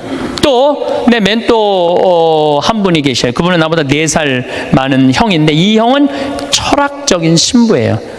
대화를 해보면 날밤 새요. 그런데도 시간 가는 줄을 몰라. 그럼 어쩜 저렇게 생각을 잘할까? 어떻게 저런 생각을 갖고 있을까? 어떻게 생각이 저렇게 깊을까? 이런 생각이 들어요. 그래서 그 형을 만나도 너무너무 좋아. 그리고 그 형도 나보다 나이가 많은 형인데 나를 혼내요. 나는 혼내줄 수 있는 사람이 있다는 게 너무너무 좋아요. 또 한 형은 나보다 7살 나이 많은 형인데 이 형은 아무 생각이 없는 신부예요. 그런데 이 형님하고는 아침부터 저녁까지 같이 있어도 지겹지가 않아요. 계속 재밌어요. 그러니까 신학교 때부터 친했지만은 같이 서품을 받은 나이만 많은 거지, 신학교 때부터 지금까지 거의 30년의 세월 동안 같이 있으면서 한 번도 지겨웠던 적이 없어요. 같이 있으면 행복해. 지금도 잠깐 쉬는 시간에 벌써 전화 왔더라고. 다음 주 월요일 날 전심에 만나서 맛있는 거 먹자고. 제일 행복한 거예요, 만나면은. 그래서 언제나 시간을 함께 할 수 있고 즐거운 시간 함께 할 수 있는 내 멘토 신부 셋. 물론 우리 사랑하는 내 동창 신부들 많지만은 그런 멘토가 있다는 게 좋은 거죠. 여러분들도 오늘 가만히 생각해 보세요. 적어도 멘토 3명은 있어야 된다는 거예요. 근데 내가 지금 내 인생의 문제, 나를 혼내줄 수 있는 사람이 한 명도 없다면 여러분들은 실패할 확률이 많아요. 인생을 나를 혼내줄 사람이 있어야 돼요. 친구를 잘못 두면은요 인생 망가지는 사람들도 많아요. 최순실 같은 친구를 두면은요 인생만 망가지는 게 아니라 나라도 말아먹을 수 있어요. 친구 잘못 두면은. 그래서 친구를 잘 둬야 되는데 아까도 말씀드렸지만은 듣는 마음이 있어야 돼요. 누가 나한테 얘기를 할 때 겸손되이 듣는 마음이 있어야 돼. 근데 우리 대통령께서는 누가 혼내줄 사람이 없었잖아요. 어렸을 때부터 누가 감히 그분을 혼을 내요. 중학교 2학년 때부터 경호원이 따라다녔다는데, 그리고 내가 며칠 전에 어떤 분하고 식사하는데 자기 오빠가 이 서강대학에 같이 학교를 다녔대. 4년 동안 전자공학과 4년 동안 같이 한 교실에서 공부를 했는데 한 번도 말을 못 붙였대요. 경호원이 옆에 있어갖고. 하늘과 땅이잖아요. 하늘과 땅. 그러니까 혼내줄 사람도 없어, 친구도 없어. 그러니까 지금도 밥을 혼자 드신대잖아요. 그러면은요 이거는요 제대로 된 판단하기 쉽지 않아요. 사람은요 먹고 마시고 놀아야 돼요. 요거 꼭 기억하세요. 인생 실패하지 않는 유일한 길은 먹고 마시고 노는 거예요. 누구하고? 친구랑 먹고 마시고 놀 때 행복할 수 있어요. 신부님 참 팔자 좋은 소리, 뭐 먹고 마시고 돈이 있어야지 여러분들 꼭 비싼 거 사 먹어야지 먹고 마시고 놀아요. 떡볶이, 지난번에 신당동 떡볶이 우리 5명이 갖고 3만 원 시켜갖고 맛있게 먹었어. 수다 떨면서. 중요한 거는 비싼 걸 먹는 게 아니에요. 아무리 싼 거라도 친구들이랑 어울려져서 먹고 마시고 놀아야죠. 인생 사람 돌아가는 거 알고 서로 눈치도 봐요. 친구들하고 어울려서 놀 때 여러분들 눈치 봐요, 안 봐요? 눈치 봐요. 왜 내가 제 기분 나쁘게 말하면 제가 기분 나쁘면 눈치 봐요. 이런 말은 앞으로 하지 말아야 되겠다. 쟤랑 놀으려면은 누가 또 싫은 소리 해. 그때 막 신경 주고 싸워. 그럼 나중에 외로워져. 싫은 소리도 참을 줄 알아. 그러면서 사람이 어우러지면서 먹고 마시고 놀 때 사람이 되는 거예요. 근데 아무도 안 만나고 혼자 지내는 사람은 다 외롭게 돼 있어요. 다 이상하게 가게 돼 있어요. 그래서 나는 어렸을 때부터 성당 형들이랑 맨날 먹고 마시고 놀았어. 그래서 나는 눈치가 빠네. 딱 보면 내가 여기 낄 때다 안 낄 때다 금방 알아요. 근데 중학교 2학년 때부터 경호원 옆에 평생 있었던 우리 대통령께서는 눈치 볼 일이 없잖아요. 눈치 볼 일이 하나도 없잖아요. 눈치가 없어. 지금도 내가 보기에는 눈치 있으면 벌써 내려왔지. 눈치가 없어. 상황 파악이 안 되는 거죠. 그래서 여러분들 친구가 아주 중요한 거예요. 소크라테스는 뭐라고 그랬어요? 너 자신을 알라고 그랬죠. 우리가 내가 어떤 사람이냐, 내 모습, 쉽게 말해서 내 꼬라지를 아는 건 중요해요. 내 꼬라지가 어떤지, 내 모습이 어떤지. 그 안데르센이라는 덴마크의 동화 작가가 있어요. 여러분들은 잘 아는 동화를 썼어요. 벌거숭이 임금님이라는 동화. 근데 이거 영어면 뉴클로스야, 새 옷이야. 임금님의 새 옷이라는 동화를 썼는데 이 내용은 이래요. 임금님이 평상시에 옷 입고 자랑하기를 참 좋아하던 임금님이야. 예쁜 옷 입고 자랑하기를 좋아하던 임금님이야. 근데 사기꾼 둘이 임금님한테 가갖고 임금님한테 뭐라 그랬냐면은 우리가 기가 막힌 천을 짤 줄 안다. 근데 이 천은 어떤 신비한 천이냐 하면 바보 눈에는 안 보인다. 바보 눈에는. 그러냐? 임금이 지혜롭다고 생각을 했으니까 좀 돈도 주고 짜봐라. 그래서 이제 짜기 시작했어요. 임금님이 그 기가 막힌 천을 좀 보러 가야지. 근데 얘네들이 막 천을 막 짜는데, 둘이서 배틀해서 천을 짜는데 안 보이는 거야. 근데 뭐라 그랬어요? 누구 눈에는 안 보인다고? 바보 눈에는 안 보인다 그러잖아요. 그러니까 둘이서 막 짜면서 임금님이 천 기가 막히죠. 막 그러니까 임금님이 뭐라 그래요? 기가 막히다고. 기가 막히다고. 근데 이게 의심이 가는 거야. 그래서 신하들을 불러서 뭐라 그래요? 한번 보라. 근데 신하들도 딱 보더니 눈에 보여 안 보여? 안 보여. 근데 누구 눈에는 안 보여? 바보 눈에는 안 보이잖아요. 바보 신하 되기 싫으니까 뭐라 그래? 임금님 너무너무 멋있다고. 그래갖고 이제 일주일이 지나갖고 다 짰다고 입으라고 다 보이지도 않는데 입는 흉내를 다 내고 입었어. 퍼레이드를 하시라고. 퍼레이드를 하는데 온 백성이 그 얘기를 다 알고 있잖아요. 임금님 너무너무 멋있다고. 근데 꼬마의 하나가 우리 임금님 빨개 벗었네. 그래, 빨개 벗었네. 드러난 거죠. 그런데 동화가 여기서 끝났다면 이 동화는 하나도 재미없어요. 근데 이 동화는 끝까지 읽어보면은 어떻게 끝나느냐 하면 임금님은 창피해갖고 왕궁으로 뛰어들어가야 되는데 끝까지 퍼레이드를 해요. 끝까지 퍼레이드라고 그 창피를 다 당하고 왕궁에 들어가요. 여러분도 임금이 왜 끝까지 퍼레이드를 했을까요? 중간에 들어가면은 벌거벗은 거 내가 인정하는 거 아니야. 그러니까 니네들 눈에는 안 보여도 내 눈에는 보인다. 그리고 끝까지 한 거예요. 끝까지. 그런데 여러분들 친구들이 너 그거 잘못됐어. 그러면 고쳐야 되는데 어떻게 해? 끝까지 고집피고 가는 사람들이 있죠. 너 그거 다단계 너 그거 하면 안 돼. 친구가 분명히 그랬어. 너 다단계 하면 안 돼. 근데 이 다단계 하는 사람이 뭐라 그래? 나 이거 성공할 거야. 너 몰라서 그렇지. 내가 이걸로 돈 벌을 거야. 끝까지 가. 언제까지? 완전히 말아먹을 때까지. 그 자기 꼬라지를 모르는 거죠. 그래서 소크라테스가 뭐라 그러는 거예요? 너 자신을 알라고 얘기를 하는 거. 너 자신을 알라고. 공자님은 제자들이 이렇게 말합니다. 임금님, 죽음 이후에 대해서 좀 알려주십시오. 그러니까 공자님이 뭐라 그래요? 나는 이 삶도 다 알지 못하는데 내가 어떻게 죽음 이후에 대해서 말하겠느냐. 굉장히 겸손한 얘기죠. 여러분들 이런 분들이 있어요. 나는 딱 보면 알아. 딱 보면 뭘 알아 알기는. 여러분들 딱 보면 알아요? 사람도 난 한눈에 딱 보면 알아. 여러분들 정말로 한눈에 딱 보면 알아요? 나는 그거 불가능하다고 생각해요. 어떻게 나 세상 돌아가는 거 딱 보면 알아. 나는. 이 사람은요 자기 꼬라지를 모르는 사람이에요. 자기 주제를 모르는 사람이에요. 그 공부 많이 하고 생각 깊은 공자님도 내가 삶도 다 이해 못하는데 어떻게 죽음을 알겠느냐, 죽음 이후에 대해서 이야기하겠느냐.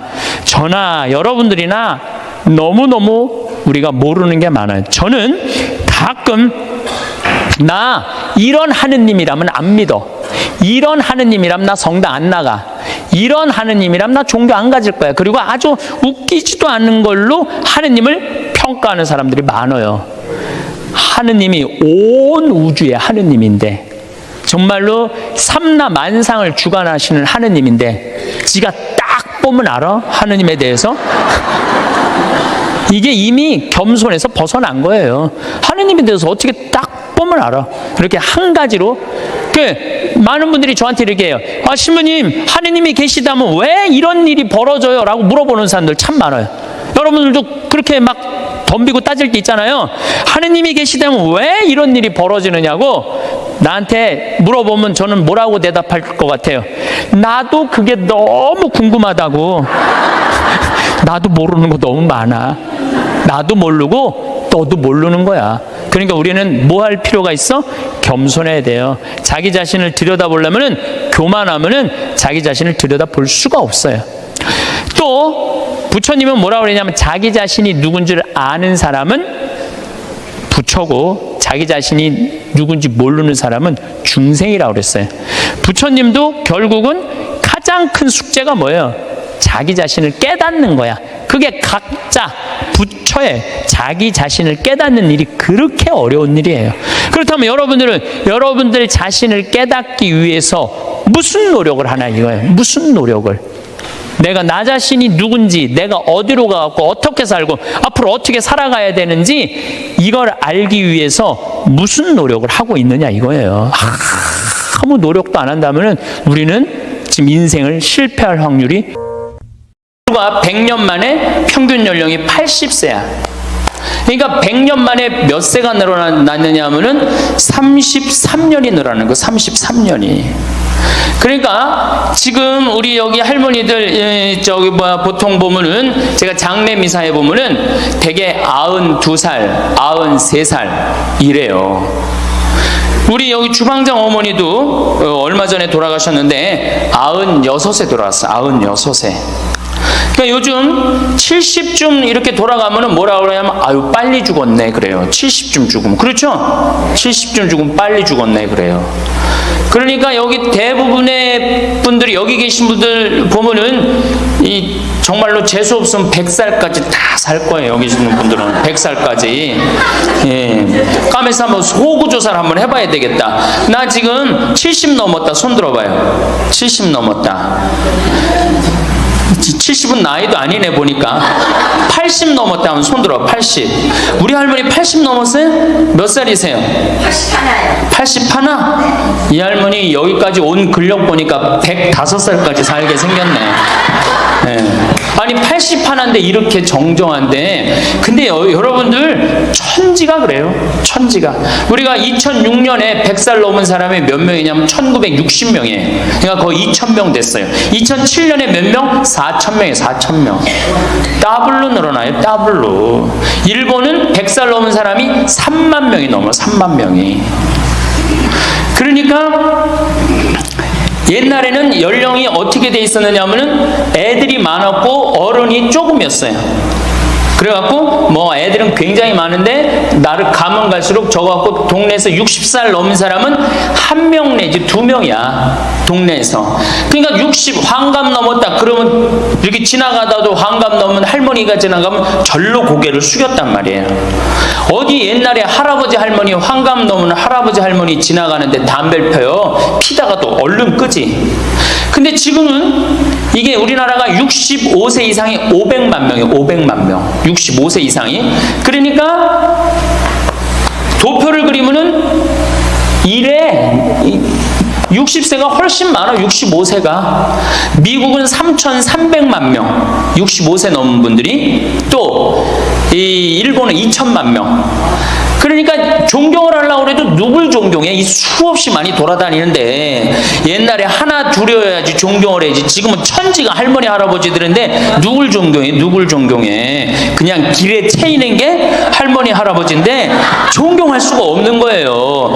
혹시 우리 늙은이들 왜 존경하지 않나 이렇게 섭섭해하는 할머니 할아버지들이 착각하는 거예요. 하나 둘이어야지 존경해지. 신부도 본당 신부가 하나니까 3,000명 교우들이 존경하는 거예요. 본당 신부가 100명이다. 우리 본당에 신부가 100명이다. 존경할 거 안 할 것 같아. 채이는 게 본 신부인데 근데 신부님 만나기 하늘의 별 따기보다 어려우니까 존경을 하는 거예요. 옛날에 할머니 할아버지들이 존경받았던 이유가 동네에서 거의 없었기 때문에. 중간에 다 죽었어. 근데 요즘 안 죽고 다 같이 가는 거야. 다 같이. 65세 이상이 500만 명이에요. 500만 명. 참고로 북한은 65세 이상이 몇 명이냐? 아니 북한은 평균 연령이 몇 세냐? 지금 30세예요. 북한은. 우리나라는 80세인데. 그러니까 우리나라 사람들이 북한보다 50년 더 사는 거 평균 연령이. 그러니까 여러분들 지금 남한에서 사는 거 감사해 안 감사해요? 정말로 감사한 거예요. 우리가 지금 뭐 여러 가지 뭐 경제 불황이다 어쨌다 저쨌다 해도 6.25 끝날 때나 여러분들 해방될 때보다 지금 잘 먹고 잘 살아요 못 살아요? 그때에 비하면 너무너무 잘 먹고 잘 사는 거예요. 그런데도 우리가 불행하다고 생각한다면 하느님이 축복을 엄청나게 줬는데도 그 축복의 가치를 모르는 거죠. 근데 어쨌든 우리나라는 지금 프랑스는 120년 동안 고령화가 천천히 진행됐어요. 근데 우리나라는 20년 만에 초고령 사회로 들어섰어요. 왜냐하면 우리나라가 왜 초고령 사회로 들어서느냐 하면은 우리나라가 먹을거리가 참 건강해요. 세계 5대 건강식품이 있는데 우리나라의 김치, 일본의 나또, 인도의 렌틸, 스페인의 올리브, 그리스의 요거트, 이게 세계 5대 건강식품이에요. 근데 그 중에 우리나라 식품이 뭐가 있어? 김치가 있단 말이야. 근데 인도의 렌틸이나 일본의 나또가 뭘로 만드냐면 콩으로 만드는 제품이에요. 근데 우리나라 콩으로 만드는 제품이 뭐가 있어? 된장, 간장, 고추장, 그리고 더 기가 막힌 건 뭐예요? 청국장 있잖아요. 청국장. 이 좋은 걸 먹으니까 죽어요, 안 죽어요? 안 죽는 거예요. 그러니까 다른 나라 120년 동안 가는 초고령 사회를 우리는 몇 년 만에 가는 거예요? 20년 만에 지금 가고 있어요. 제가 병자성사를 가보면은요, 보통 95살 먹은 어머니를 며느리가 이렇게 모시면 며느리가 몇 살이냐면 70살이야, 70살. 그러면 내가 병자성사를 가면 이렇게 누워있는 할머니, 그야말로 누워서 이렇게 죽 5년, 10년 받아먹는 할머니, 이렇게 며느리가 손을 잡고 뭐라고 그러는지 아세요? 엄마, 왜 이렇게 안 죽어? 엄마가 빨리 죽어야지. 엄마도 덜 고생하고 나도 덜 고생하지. 그 보는 앞에서 죽으랜다니까요. 손잡고. 그리고 꼭 하는 말이 있어요.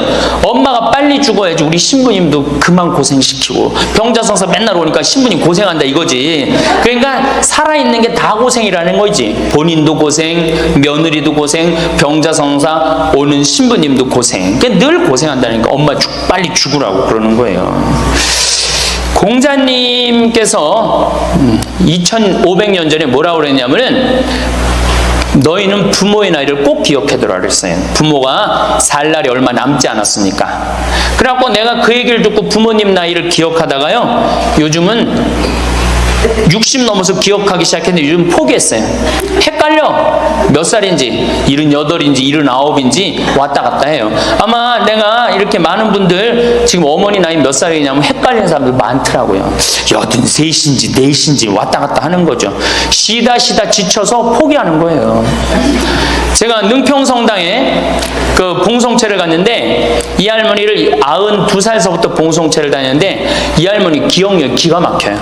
전달 봉송체 온 날 정확하게 기억해요. 날짜 요일까지. 근데 이 할머니가 내가 할머니 몇 살이에요? 그러면은 89이래. 92인데도 89이래. 93때 가갖고 할머니 몇 살이에요? 89이래. 95까지 제가 봉송체를 갔거든요. 그때도 물어보면 89이래.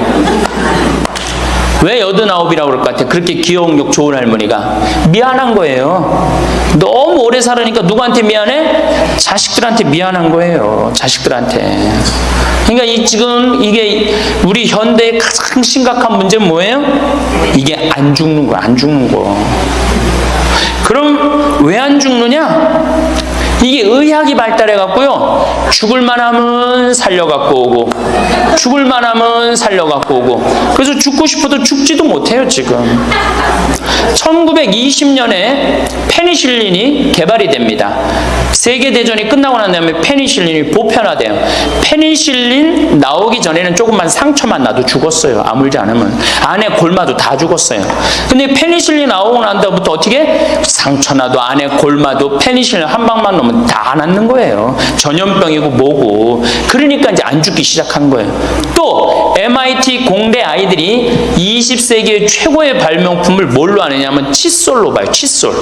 20세기 최고의 발명품. 그러니까 칫솔 나오기 전에 옛날에 여기 할머니들, 동네 할머니들, 50된 할머니들 이빨이 몇 개나 남아 있었어요. 여기 하나, 여기 하나, 그러고 뻥 뚫렸잖아요. 그렇죠? 그래갖고 그냥 옛날에 합죽이 굉장히 많았죠. 이빨이 없으니까. 그리고 왜 옛날에는 이빨이, 칫솔도 없었지만 왜 이빨이 이렇게 성하지 않았어요? 애를 7, 8, 10 놓으니 그거 애 놓으면서 힘쓰느냐고 잇몸 다 물러나고 이빨 빠지는 거예요. 근데 요즘 애도 안 놓지. 칫솔로 하지. 그러니까 이빨이 하나 둘이면은 50쯤 되면 이빨이 다 빠져요. 이빨이 하나둘이면 어떻게 해요? 하나둘이면 죽밖에 못 먹어요. 50살 넘어서 죽 먹기 시작하면은 아무리 죽 먹고 오래 살아도 10년 이상 못 버팁니다. 그 옛날에 환갑을 못 넘겼던 거예요. 근데 요즘 칫솔이 있어갖고 이빨이 온전한 할머니들 천재예요. 또 요즘은 의술이 발달해갖고 어떻게? 치과에 가갖고 틀니 다 해놓지, 또 이 해놓지, 요즘 또 임플란트까지 하지. 그러니까 이빨이 그냥 80이 돼도 다 튼튼한 거야. 이빨이 튼튼하니까 일주일에 한 번씩 고기를 꼭꼭 씹어 먹는 거예요. 죽 먹던 시대하고 고기 먹는 시대하고는 이건 틀리는 거예요. 매일 단백질을 공급해 주니까 죽어요, 안 죽어요? 안 죽는 거예요. 그래서 지금 어떻게? 굉장히 오래 사시는 거예요. 그리고 요즘 또 어떻게? 옛날에는 운동이 어딨어. 옛날에는 밭에 나가서 일하고 그냥 늘 힘들게 살았잖아요. 그러니까 옛날에는 맨날 나가서 고생하고 이빨 없지. 그러니까 어떻게? 그러니까 빨리 죽는 거예요. 근데 요즘은 건강식품 먹지, 운동하지, 헬스하지, 수영하지. 이게요, 이래서 얼마나 오래 사는지 몰라. 저 뒤에 계신 분들, 지금 40대, 50대 되신 분들 손 들어보세요. 40대, 50대 되신 분들, 여러분들은 120살까지 살아. 120. 정말이에요. 여러분들은 120살까지 삽니다. 그러면 여러분들 지금 몇 년 남은 거야? 70년 남은 분들 많아요, 지금. 지금 자식이 문제가 아니라 누가 문제야? 여러분들이 문제예요, 지금. 자식 걱정할 때가 아니에요, 지금. 70년이면 작은 시간이에요? 70년이면 엄청나게 긴 시간이에요. 이 70년 동안 뭐하고 살 거냐? 이거 진짜 고민해야 돼요. 이렇게 오래 살 줄 모르고 노년에 대한 준비 안 하신 분들이, 이 노년에 대한 준비를 하신 분들은 과연 몇이나 되고, 노년을 준비 안 하신 분들은 얼마나 될까? 내가 보기엔 노년 제대로 준비한 사람들 10%도 안 돼요. 우리는 노년을 어떻게 준비하면 된다고 생각했어? 자식 하나 잘 키우면은 노년 준비 잘한다고 생각하고 있는 거예요. 근데 우리나라가 이 자식 교육에 맹목적이죠. 맹목적입니다. 이 세계에서 자식한테 이렇게 맹목적인 나라 없어요, 세계에서. 그러면은 우리 할머니들, 할아버지들이 왜 자식 교육을 맹목적으로 시켰느냐? 1900년도에 조선이 무너져 버려요. 그렇죠? 1900년도에 조선이 무너져 버려요. 그럼 조선 무너지기 전에 500년 동안 양반 상놈이 있었어.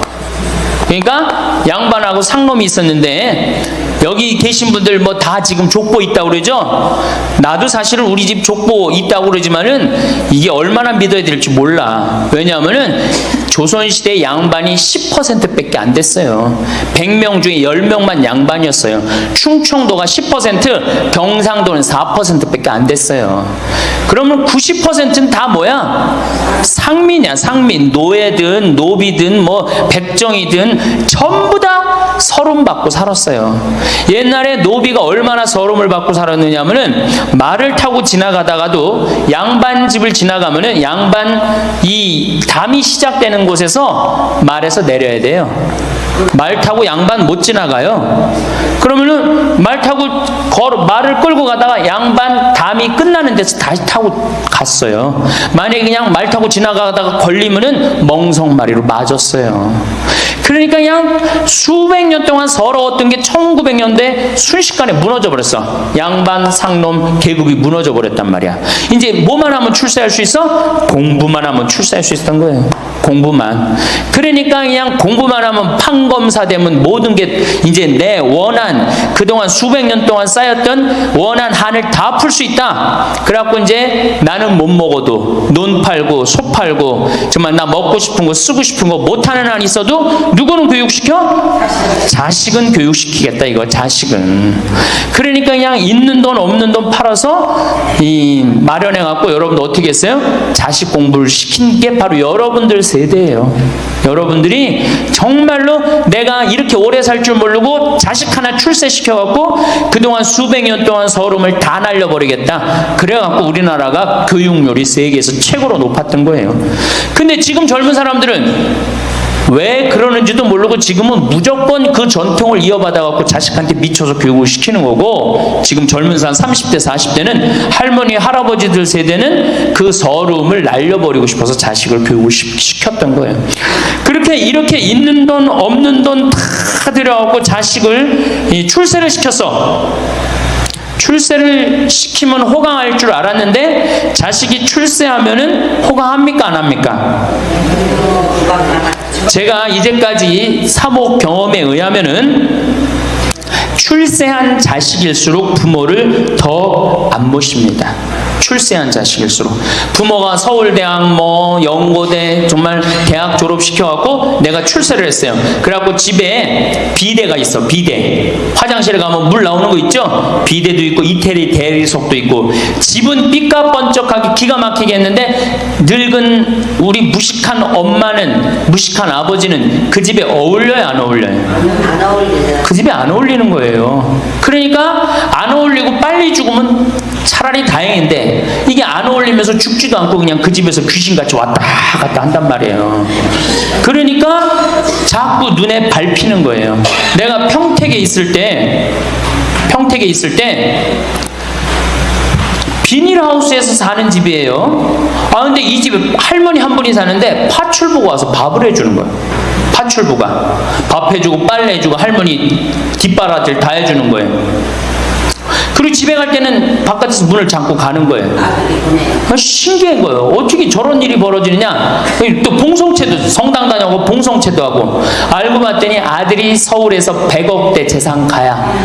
집은 정말 의리의리한 집이야. 근데 그 무식한 할머니가 그 집에 어울려요 안 어울려요? 안 어울리는 거야. 그러니까 이건 그래도 그 자식이 양심은 있어갖고 엄마는 내다버릴 수는 없고, 그러니까 서울에서 평택에다가 비닐하우스를 줘갖고 파출부 하나 있어. 거기다 갖다 놓고 그냥 내다버릴 수는 없고 어떻게 그냥 그렇게 모시는 거예요. 그랬더니 내가 어느 노인대학에 오신 분들한테 이 강의를 했더니 할머니 한 분이 그런 얘기를 안 버린 게 다행이다 그런 거예요. 그걸로 만족하는 거야. 안 버림을 당하는 것만 해도 다행이라고 그러는 거예요. 이게 기가 막힌 정말로 시대에 우리가 살고 있죠. 여기 우리 할머니 할아버지들 내 자식이, 특히 아들 자식, 내가 이 아들에 대한 아주 그 혐오감이 있는데, 아들 자식 출세시키면은 내가 호강할 것 같죠? 가만히 생각해봐요. 아들을 기가 막히게 잘 키워서 서울대학 나왔어. 의사가 됐어. 판검사가 됐어. 그러면은 어떤 할머니가 그래요. 아들 자식 잘 키우면 잘 키울수록 여우 같은 년이 나타나서 낚아채 간다는 거예요. 네, 아들 자식을 잘 키우면 잘 키울수록 여우 같은 년이 나타나서 낚아채 간다는 거예요. 근데 가만히 생각해보니까 그 말이 맞는 것 같아요. 왜? 아니 의사고 판검사면은 이쁘고 귀하게 자란 집 딸이 낚아채 갈 거 아니야. 다 그렇게 결혼하지 않아요? 그럼 그걸 어떻게 해? 그냥 자식 뺏기는 거예요. 그래서 딸을 둘 놓으면 금메달, 아들 하나 딸 하나 놓으면 은메달, 아들만 둘 놓으면 목메달이에요. 그래서 아들만 둘 놓으면 목메달이에요. 여기 얼마 전에 굉장히 재미난 통계가 나왔어요. 아들은 늙은 부모를 54% 구박한대요. 아들은 늙은 부모를, 며느리가 14% 구박한대요. 딸이 11% 구박한대요. 그러니까 아들 하나 딸 하나 있으면 늙어서 구박을 얼마나 받아? 55% 구박 받는 거야. 그렇죠? 근데 아들만 둘이면 어떻게 되는 거야? 곱하기 2 하면 되는 거예요. 여기다가. 그럼 몇 퍼센트 구박 받아? 108% 구박 받는 거예요.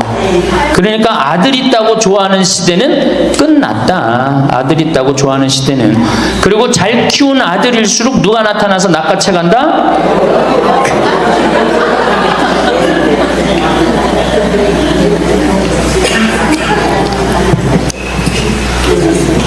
물론 아들이라고 다 불효자는 아니에요. 물론 제가 이렇게 목욕탕 이렇게 가보면은요 정말 기가 막힌 아들을 많이 봐요. 80, 90된 아버지를 60된 아들이 모시고 와갖고 다 때 밀어드리고, 그 다음에 온탕에 들어갈 때도 손 한번 대보고 아버지 여기 괜찮다고 그러고, 끝나면 또 온몸에 로션 다 발라주고, 이 옷 입혀가는 그런 자식들 참 많이 봐요. 기가 막힌 효자들도 있어요. 또 음식점에 가보면은 큰 늙은 그냥 꼬부랑 할머니 모시고 와갖고 고기 구워서 입에 넣어드리는 자식들도 참 많이 봐요. 그렇게 효도하는 자식들도 있는데 그 몇 퍼센트냐? 10% 이상 넘지 않을 거려. 우리 집도 이 둘째 아들이 기가 막힌 효자예요. 내가 봐도 참 효자. 좋은데 구경시켜드린다고 그 시와오 그 저기 뭐야 갈대숲 그리고 회도 사드리고 시간 되면 여행도 모시고 기가 막혀요. 근데 그런 아들이 몇이나 되겠느냐? 제가 보기에는 그렇게 많지 않아요. 제가 뭐 비산동에서 보좌 신부할 때 고해성사 들어보면 맨 자식 욕하는 할머니들 천지였어요. 맨. 우리나라가 자식에게 이 사교육비로 쏟아붓는 돈이 세계 1등입니다. OECD 국가 경제개발협력기구 국가 중에 1등이에요. 1등. 올해도 자식한테만 사교육비가 얼마 들어가? 20조 원을 쏟아넣었어요. 공교육비 말고 학교 가는 학비, 책값 이런 거 말고 학원 보내고 과외시키는 것만 20조 원을 쏟아놓은 거예요. 에이, 정신 나간 거죠. 이렇게 있는 돈 없는 돈 쏟아서 자식한테 쏟아붓는데 늙은 부모 안 찾아가기로 세계에서 1등이 어디예요? OECD 국가 중에 우리나라가 1등이에요. 엄청나게 받았는데 그거 부모한테 되돌려줘요? 안 되돌려줘요? 되돌려주지 않아요. 이게 받아만 한 자식은요 줄 모릅니다. 받아만. 근데 우리나라 부모님들이 교육을 정말 잘못하는 게 뭐예요? 초등학교, 중학교, 고등학교, 대학교, 대학원 장가 갈 때까지 어떻게 해? 다 해줘. 자기 허리 휘는 거 모르고. 미국은요 10살이 돼 애가 10살이 되면은 동네에서 얘네들은 16살이면 운전면허증을 딸 수 있어요. 16살이면. 그럼 10살 생일 때 얘네들이 뭘 하느냐 하면은 동네에 돌아다니는 차, 자기 마음에 드는 차 있죠? 그걸 찍어요. 저 집의 아저씨 저 차는 내가 나중에 6년 후에 살 거다. 그 6년 후에 사면 우리나라는 당장에 6년 후에 누구한테 매달려? 엄마한테 사달라고 매달리잖아요. 근데 얘네들은 절대 안 그런다는 거예요. 그 차를 사기 위해서 아르바이트를 하는 거예요. 돈을 모으는 거예요. 이 미국의 대학생들은 아르바이트를 36% 하는데 우리나라 대학생들은 아르바이트를 5%밖에 안 해요. 그러니까 얘네들 6년 동안 돈을 모으는 거예요. 그러면은 자기가 그 차를 찍으면 그 차 주인은 알고 있어요. 저 아이가 내 차를 살라고 찍어놓은 거다. 그럼 6년이 지나면 차가 꼬물될 것 같아? 안 꼬물될 것 같아? 꼬물되죠? 그래도 절대 안 판다는 거예요. 왜냐하면 찍어놓은 아이가 있으니까. 그래갖고 6년이 지나면은 걔가 6년 동안 모아둔 돈이 얼마나 되겠어? 그래갖고 16살 때 운전면허증이 따면은 그 집에 온대요. 내가 아저씨 차 살라고 6년 동안 돈을 모았다. 근데 6년 동안 모아갖고 모자라잖아요. 근데 이미 차는 고물이 다 돼 있고, 그러면 그 아저씨가 너 잔디 앞으로 6개월 동안 깎거라. 그러면 내가 이 차를 줄 테니까. 그렇게 해서 자기 차를 구입한다는 거예요. 그러니까 걔네들은 미국의 아이들도 차 하나를 구입해도 어떻게? 아무리 부잣집 아이들 때더라도 다 자기가 아르바이트해서 하는 거예요. 그 16살만 되면 독립한다고 생각을 해요. 차 자기가 구입하죠. 집도 자기가 구입합니다. 결혼해서 살 집도 자기가 돈 벌어서 다 해요. 그리고 여자를 데리고 오지 우리나라처럼 일단 여자 데리고 오면 부모님이 집 얻어주는 이 기가 막힌 거죠. 여러분들 우리나라 60대 되신 부모님이 자식 뒷바라지 책임져주는 비율이 83%예요. 그러니까 대부분의 할머니 할아버지들이 60이 돼도 누구 뒷바라지 해주느냐고 허리가 휘어? 자식들 뒷바라지 안 하고 허리가 휘는 거예요. 우리 집에 캐나다 원어민 선생님, 수원에 있는 중학교 영어 원어민 선생님이 일주일 동안 우리 집에 와서 농사를 배웠어요. 그런데 이름이 디아나라고 그러는 여선생님인데 내가 그 친구랑 이렇게 얘기를 하는데 한국에 오니까 너무너무 이상하대요. 뭐가 이상하냐고 그러니까 애들이 학원 다니는 것도 이상하지만은 고등학교, 대학교 결혼할 때까지 부모가 돈 다 대주는 게 이상하다는 거예요. 자기네 캐나다가 우리나라보다 훨씬 잘 살아요. 자기네 나라는 고등학교 졸업하면은 부모님 이제까지 키운 거 고생했다. 그리고 그 다음에 다 자기네들 알아서 독립한대요. 부모님 그동안 하드워크 열심히 일했다 이거예요. 근데 그 늙은 부모님한테 붙어갖고 부모님 괴롭히면 안 된다 이거죠. 근데 우리나라는 그런 생각 해야 안 해요. 마지막까지 다 뺏어 먹는 거지. 그리고 이제 늙으면은 귀찮다고 내다버리고. 제가 평택에 있을 때 정말로 그 신문에도 보도가 꽤 됐던 거예요. 그 안양에서 사글세 집을 하나 얻은 거예요, 사람들이. 그래갖고 미리 짐부터 붙인다고 그랬는데 짐이 하나 왔어. 큰 짐이 왔는데 짐을 짐이 왔는데 뭐 사람도 없고 그러는데 그 짐 안에서 이상한 소리가 나갖고 열어보니까 할머니를 그 안에다 넣고 붙인 거예요. 할머니를. 그래갖고 아니 도대체 어떻게 된 거냐? 자식이 누구냐? 이름을 밝히질 않는 거예요. 자기 아들이 공무원이거든. 그러니까 밝히지 않는 거. 자, 그 자식 생각한다고. 그거는 여러분들 자식 교육이 아니에요. 그런 자식 살아서 뭐 할 건데.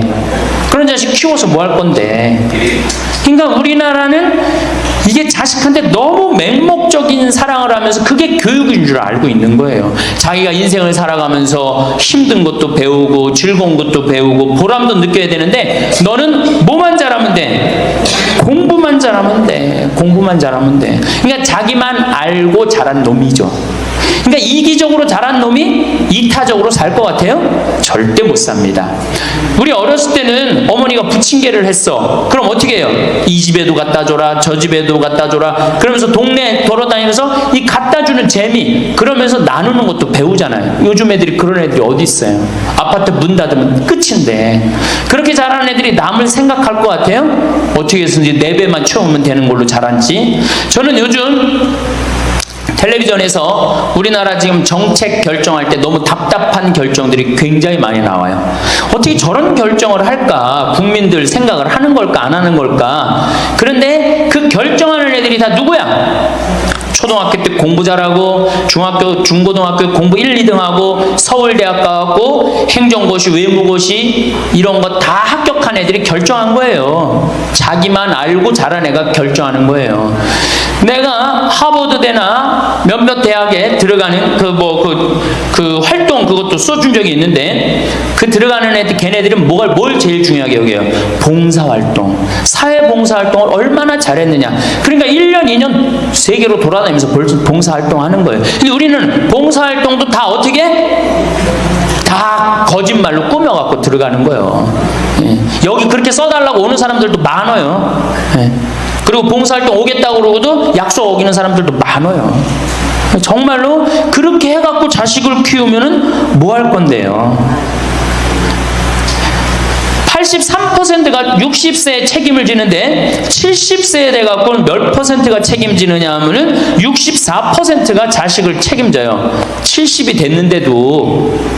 그런데 일본은 9%, 70이 돼갖고 자식 책임지는 부모는 9%예요. 홍콩이 11%. 그러니까 우리나라 50% 할머니 할아버지들은 늙어 죽을 때까지 누구한테 뒷바라지하다 죽어요? 자식 뒷바라지하다 죽어요. 이걸 문서 없는 노비라고 그래요. 문서 없는 노비야. 완전히 죽을 때까지 노예야, 노예. 그러니까 그렇게 하시면은 안 됩니다. 이제 여러분들 인생을 사셔야 돼. 자, 효도가 사라진 시대예요. 이제는 부모가 애절해야지 효도를 하지. 부모가 내가 부모가 없으면 내가 정말로 이게 안 되겠구나 이래야 되는데 지금 내가 50, 60이 됐는데도 부모가 살아있어 안 살아있어요? 50, 60이 돼도 부모가 살아있어요. 내 몸 하나 건사하기 힘든데 누구까지 책임져? 80, 90된. 어제 성당에서 교육을 받으러 왔는데 자기 부모 살아있는 분 손들어 보니까 많더라고요. 몇 살이냐니까 100살이래. 100살. 그래갖고 자식들이 어떻게 됐냐고 그러니까 자식들이 먼저 죽었대요. 너무 오래 살으니까 자식 앞세우는 할머니들도 굉장히 많아요. 100살. 100살이래요. 요즘 90 넘는 거는 아주 쉬운 일이에요. 웬만해야지 효도할 거 아니야. 먼저 죽는데, 모시다가 먼저 죽는데. 조선시대만 하더라도 부모님을 그저 10년만 정성스럽게 모시면 부모님이 알아서 돌아가 주셨어요. 알아서 돌아가 주셨어요. 그런데 요즘 부모님들은 20년을 모셔도 30년을 모셔도 돌아갈 생각을 안 하는 거예요. 100살을 산다면 거의 50년을 모셔야 되는 거예요. 그러니까 자식들이 부모 모시다 지치는 거예요. 자식들이 부모 모시다 지치는 거예요.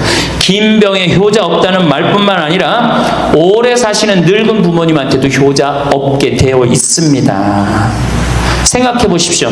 내 나이가 70이 다 됐는데도 내 몸 하나 건사하기도 힘든데 100살 된 부모님 모시는 거 쉬운 일이 아닌 거예요.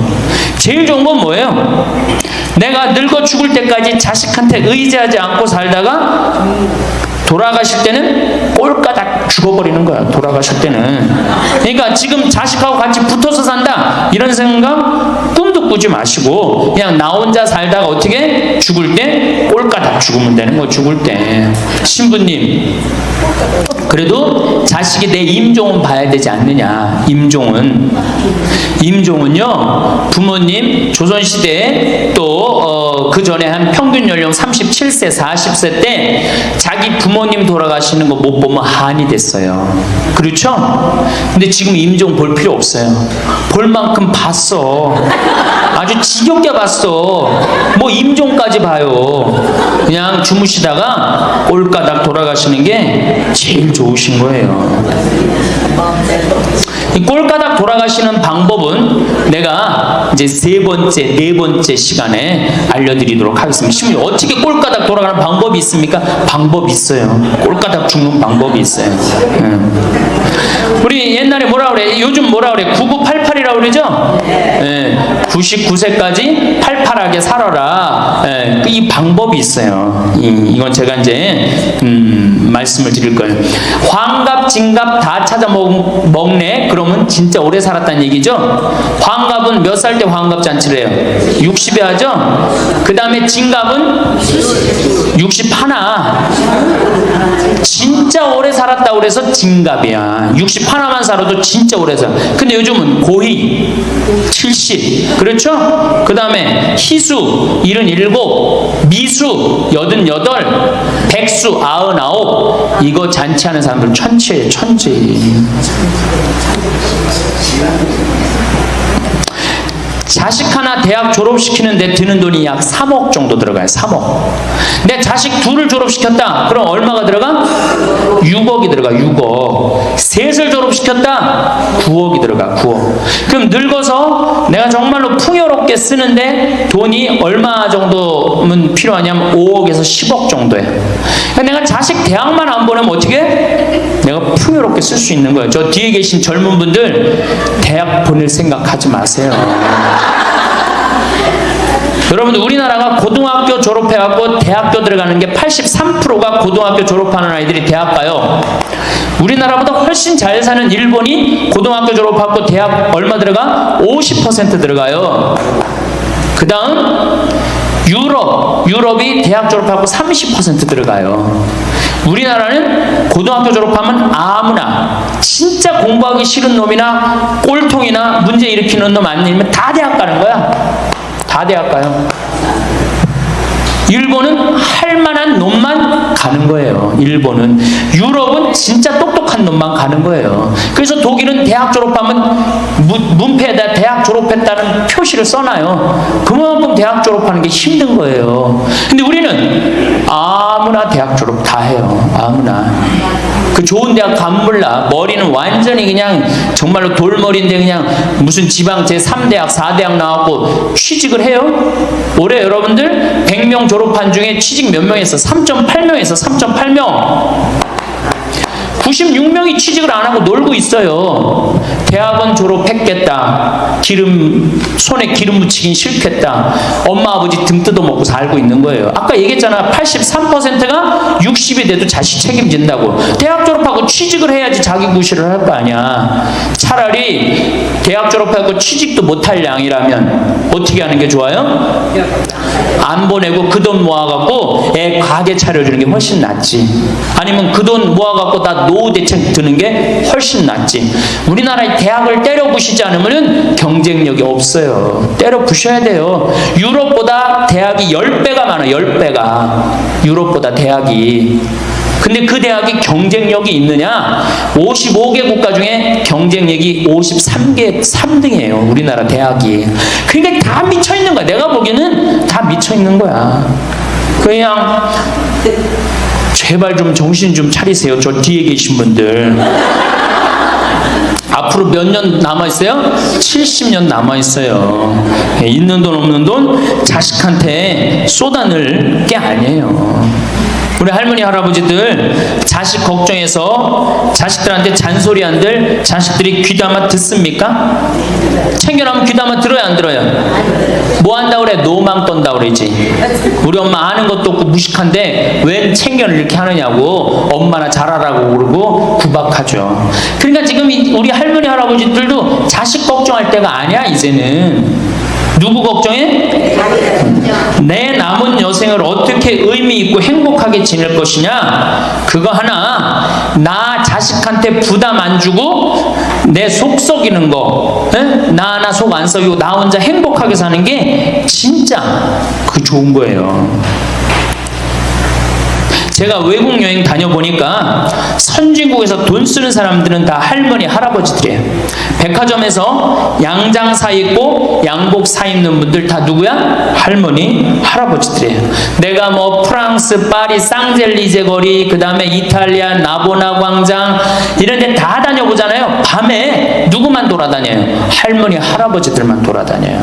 거기서 다 팔짱 끼고 나와서 와인 마시고 맥주 한 잔 마시고 그리고 들어가세요.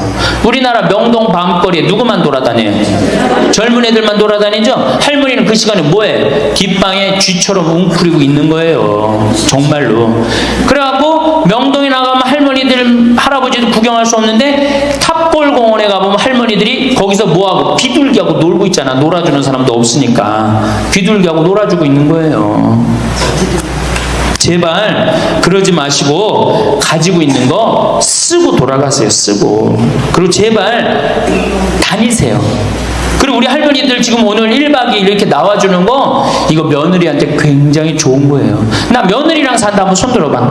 며느리랑 사는. 며느리랑 사는 분은 가능한 한 집에서 자꾸 나가주는 게 좋은 거예요. 하루라도 집을 비워주는 게 며느리가 좋은. 생각해봐. 30년 40년 시어머니하고 같이 산다고 생각을 해봐요. 아침부터 저녁까지 그냥 얼굴 마주보고 산다고 생각해봐. 얼마나 힘들어. 귀에 있을 때마다 뭐 해주는 게 좋아? 나가주는 게 좋은 거예요. 그러니까 가능한 한 나가 돌아다니고, 아침에 해 뜨면 집에 나와갖고 해 지면 집에 이제 들어가는 거, 그게 좋은 거예요. 그래갖고 청승맞게 탑골공원 그런 데 가면 안 되고 이런 데. 그냥 노인대학, 우리 천주교가 진짜 잘하는 게 뭔지 아세요? 노인대학이에요. 노인대학. 이거 정말로 천주교 진짜 잘하는 것 중에 하나예요. 우리나라 경제가 왜 안 돌아가는 줄 아세요?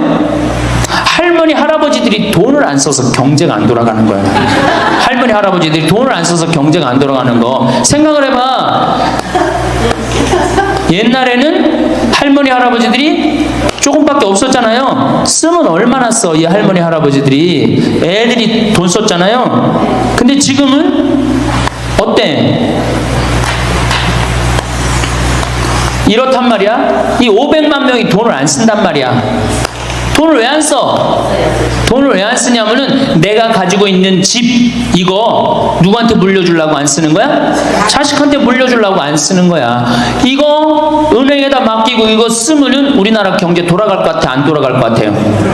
팍팍 돌아갑니다. 팍팍. 할머니들이 여행도 많이 다니고 옷도 많이 사고 맛있는 것도 많이 사고 사 먹고 그러면 경제 팍팍 돌아가. 아 근데 이 500만 명이 돈을 깔고 뒷방에 딱 그냥 눌러 앉아서 안 쓰네. 그러니까 경제가 안 돌아가는 거예요. 다 쓰시다가 돌아가실 때 통장에 500만 원만 남겨놓고 돌아가세요. 500만 원만 통장에 다 쓰다가 신부님 500만 원으로 무슨 장례를 합니까? 부주금 들어오잖아. 부주금. 이 부주금 갖고도 싸우는 사람 많아요. 네가 더 갔느냐 내가 더 갔느냐 그리고 싸우고 앉아 있다고. 세상에 부모 돌아가셨는데 부주금 갖고 그래갖고 형제끼리 싸워갖고 죽고 그러는 경우도 많아요. 얼마나 이게 우리나라가 지금 정말 불행한 거예요. 다 쓰다가 통장에 얼마만 남기고 죽어? 500만 원만 남기고 죽을 때 어떻게 죽어? 꼴까닥 죽어버리란 말이야. 다 쓰다가 통장에 500만 원만 남으면은 꼴까닥 죽게 돼 있어요. 근데 안 쓰고 뒷방에 들어 앉으면은 10년, 20년 벽에 똥치라고 사는 거예요. 저는 우리 형제들한테 이미 공표했어요. 어머니가 돌아가시든지 아버지가 돌아가시든지 부주금 들어오면 형제들이 한 푼도 손 못 댄다.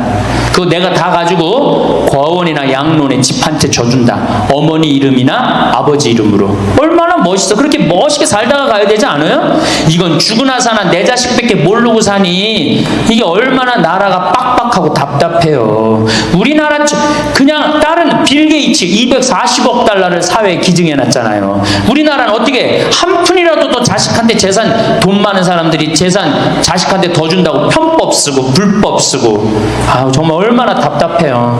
우리 할머니들은 다 쓰다가 통장에 500만 원만 남기고 죽든지 만약에 죽으려고 그랬는데도 아직도 돈이 남았다 그러면은 본당 신부한테 갖다 줘. 여러분 한신부한테 갖다 주란 말이야.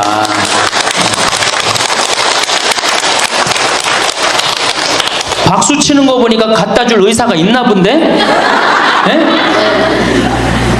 제발 자식한테 주는 게 절대 훌륭하게 사는 게 아니에요. 자식들은 지가 알아서 살고 나는 마지막에 이제 하느님한테 빌려 썼으니 하느님의 영광을 위해서 가난하고 어려운 이웃을 위해서 피사하고 가는 거예요. 그렇게 살아야지 우리나라가 복지국가가 되고 선진국가가 되는 거예요. 부자 부모가 돌아가면은 국가 재산의 반은 본인의 재산의 반은 국가가 갖고 와 써보지도 못하고 나머지 반은 네가 더 갔느냐 내가 더 갔느냐 형제끼리 싸워갖고 원수가 돼갖고 서로 만나지도 않아요. 만나지도 않아요. 근데 가난한 집 부모가 돌아가면은 이제 우리 부모 돌아갔으니까 우리밖에 안 남았다. 서로 나눠 가질 것도 없으니까 싸우지도 않고 어떻게 우애가 더 좋아진단 말이에요. 그걸 누가 만들어? 여러분들이 결정하는 거예요. 지금 아까 물어보니까 뭐 4억 5억 아파트 한 채 뭐 4억 5억 야, 그 돈 남겨놓으면 자식이 좋아할 것 같아요? 서로 원수 됩니다. 원수 돼요. 그러니까 다 쓰다 돌아가세요. 냉면 먹고 싶으면 큰아들이 사줄래나 둘째 아들이 사줄래나 막내딸이 사줄래나 여름 내내 기다렸는데 한 놈도 와서 안 사줘. 그 억울해 안 억울해? 아니 냉면이 얼마나 한다고 5천 원이면 사 먹잖아요. 그럼 내 돈 주고 내가 가서 사 먹으면 되는 거를 큰아들이 사줄래나 둘째 아들이 사줄래나 막내딸이 사줄래나 그걸 기다려. 그렇게 청승을 떨고 살아요. 사람을 오래 만나보면 이상한 경험을 하게 됩니다. 같은 말을 하는데도 어떤 사람의 말은 듣고 나면 마음이 조금 가벼워지고 어떤 사람의 말은 틀린 말이 아닌데도 괜히 한 발 물러서고 싶어집니다. 왜 그런 걸까? 곰곰이 생각해보면 답은 의외로 단순합니다. 말의 내용이 아니라 말을 어떻게 건네느냐, 바로 말투의 차이입니다. 젊을 때는 일을 얼마나 빨리 해내는지, 얼마나 똑똑한지, 얼마나 성과를 내는지가 그 사람을 설명해 주었습니다. 그래서 말이 조금 거칠어도 열정이 있네, 솔직해서 좋다는 말로 넘어갈 수 있었습니다. 그런데 나이가 들수록 이 기준은 조용히 바뀝니다.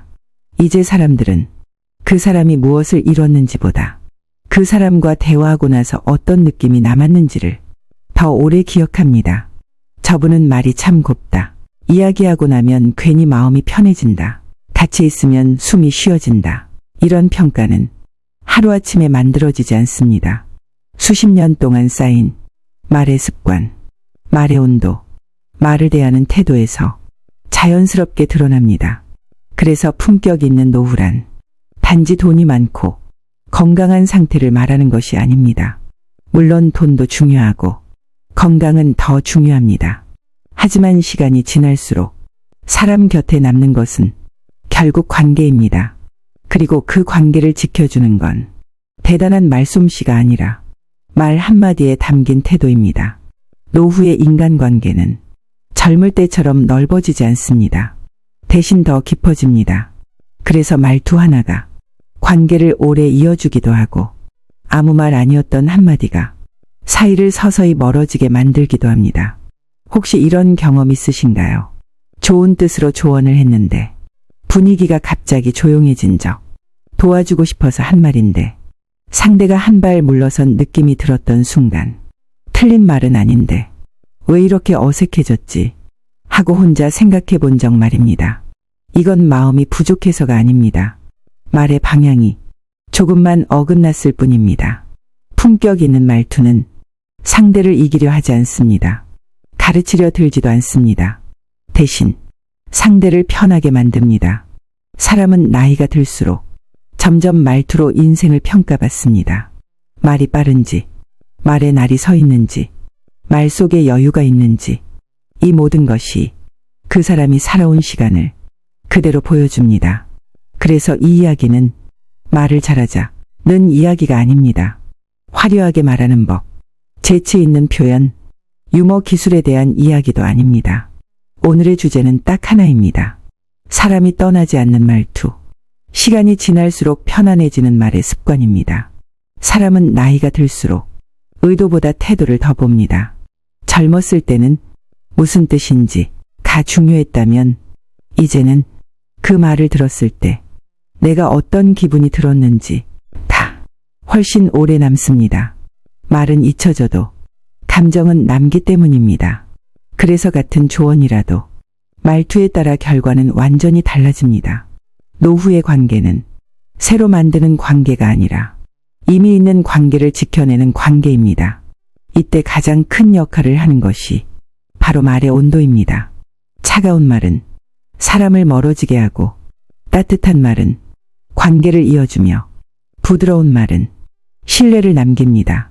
이 온도는 목소리 크기에서 나오지 않습니다. 말을 고르는 방식, 말끝을 닫는 태도에서 나옵니다.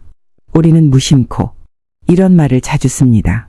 내가 다 해봐서 아는데 그건 내가 잘못한 거야. 요즘 사람들은 말이야. 틀린 말은 아닙니다. 경험에서 나온 말일 수도 있습니다.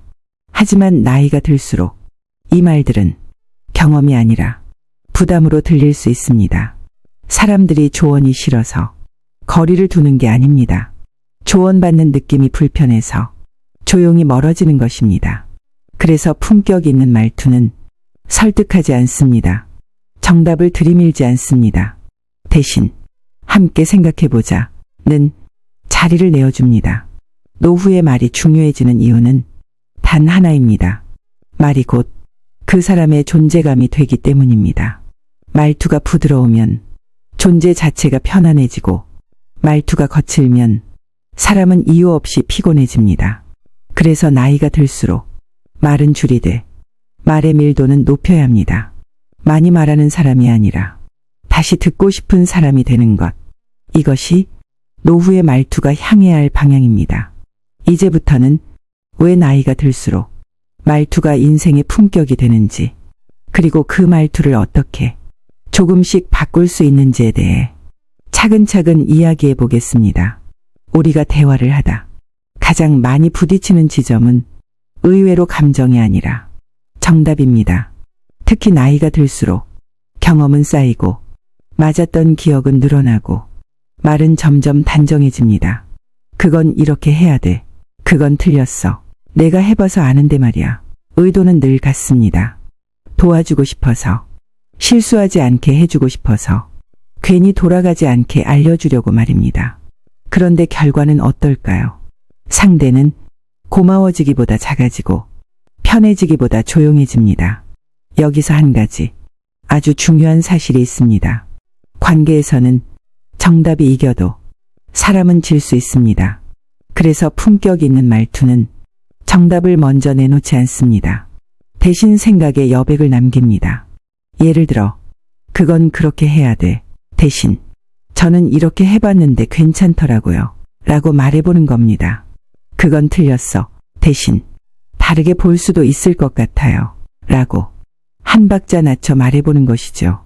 내가 해봐서 아는데 대신 제 경험은 이랬습니다만 사람마다 다를 수도 있겠죠. 라고 말끝을 조금 열어두는 겁니다. 이 작은 차이가 대화의 결과를 완전히 바꿉니다.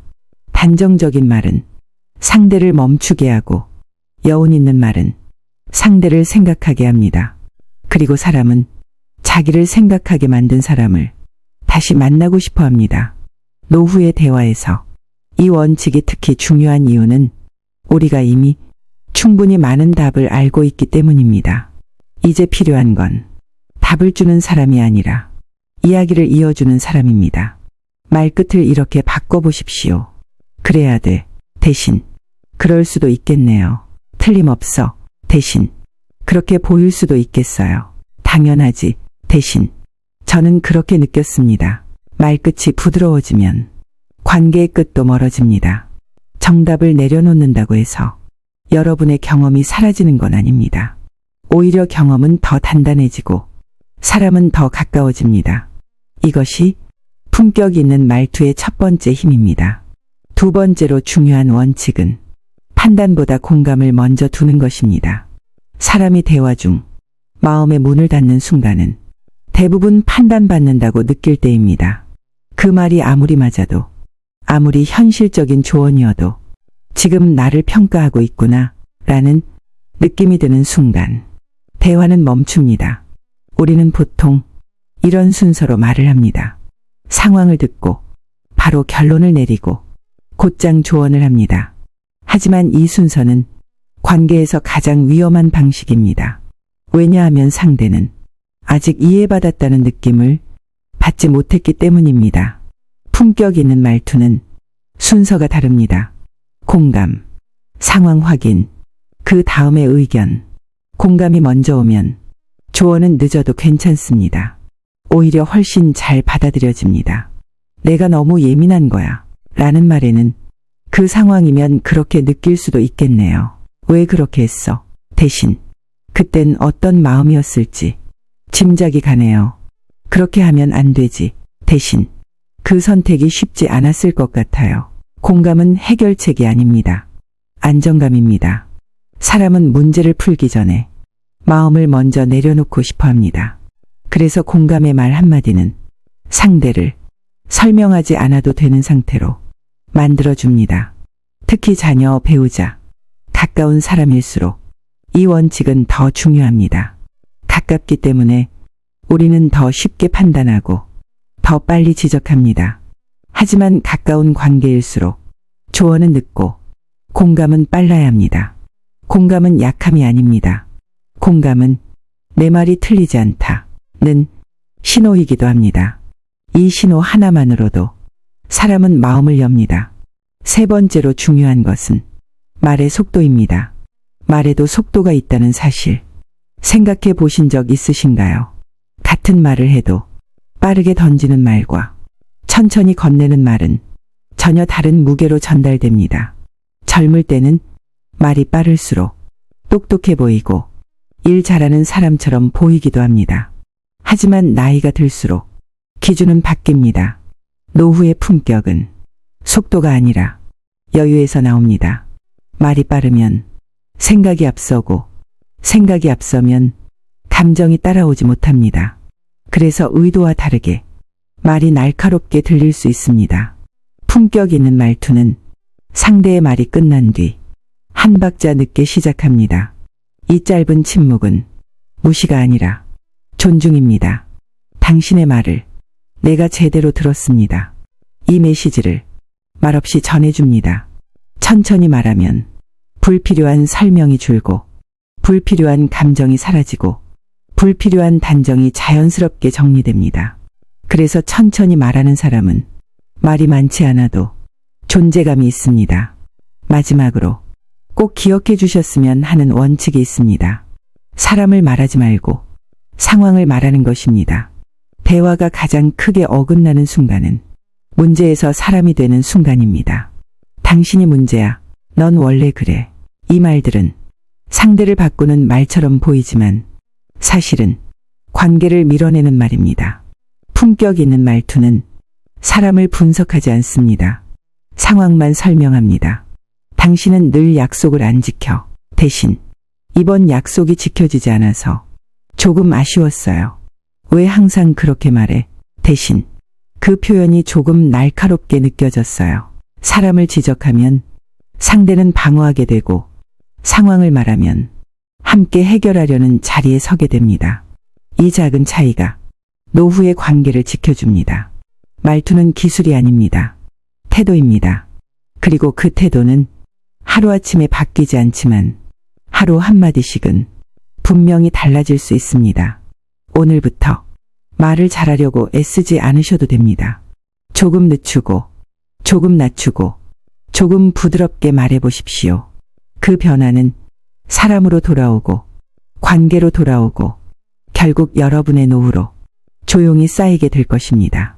말은 그 사람의 얼굴입니다. 그리고 그 얼굴은 나이가 들수록 더 또렷해집니다. 여러분의 말 한마디가 오늘보다 내일 조금 더 따뜻해지기를 바랍니다.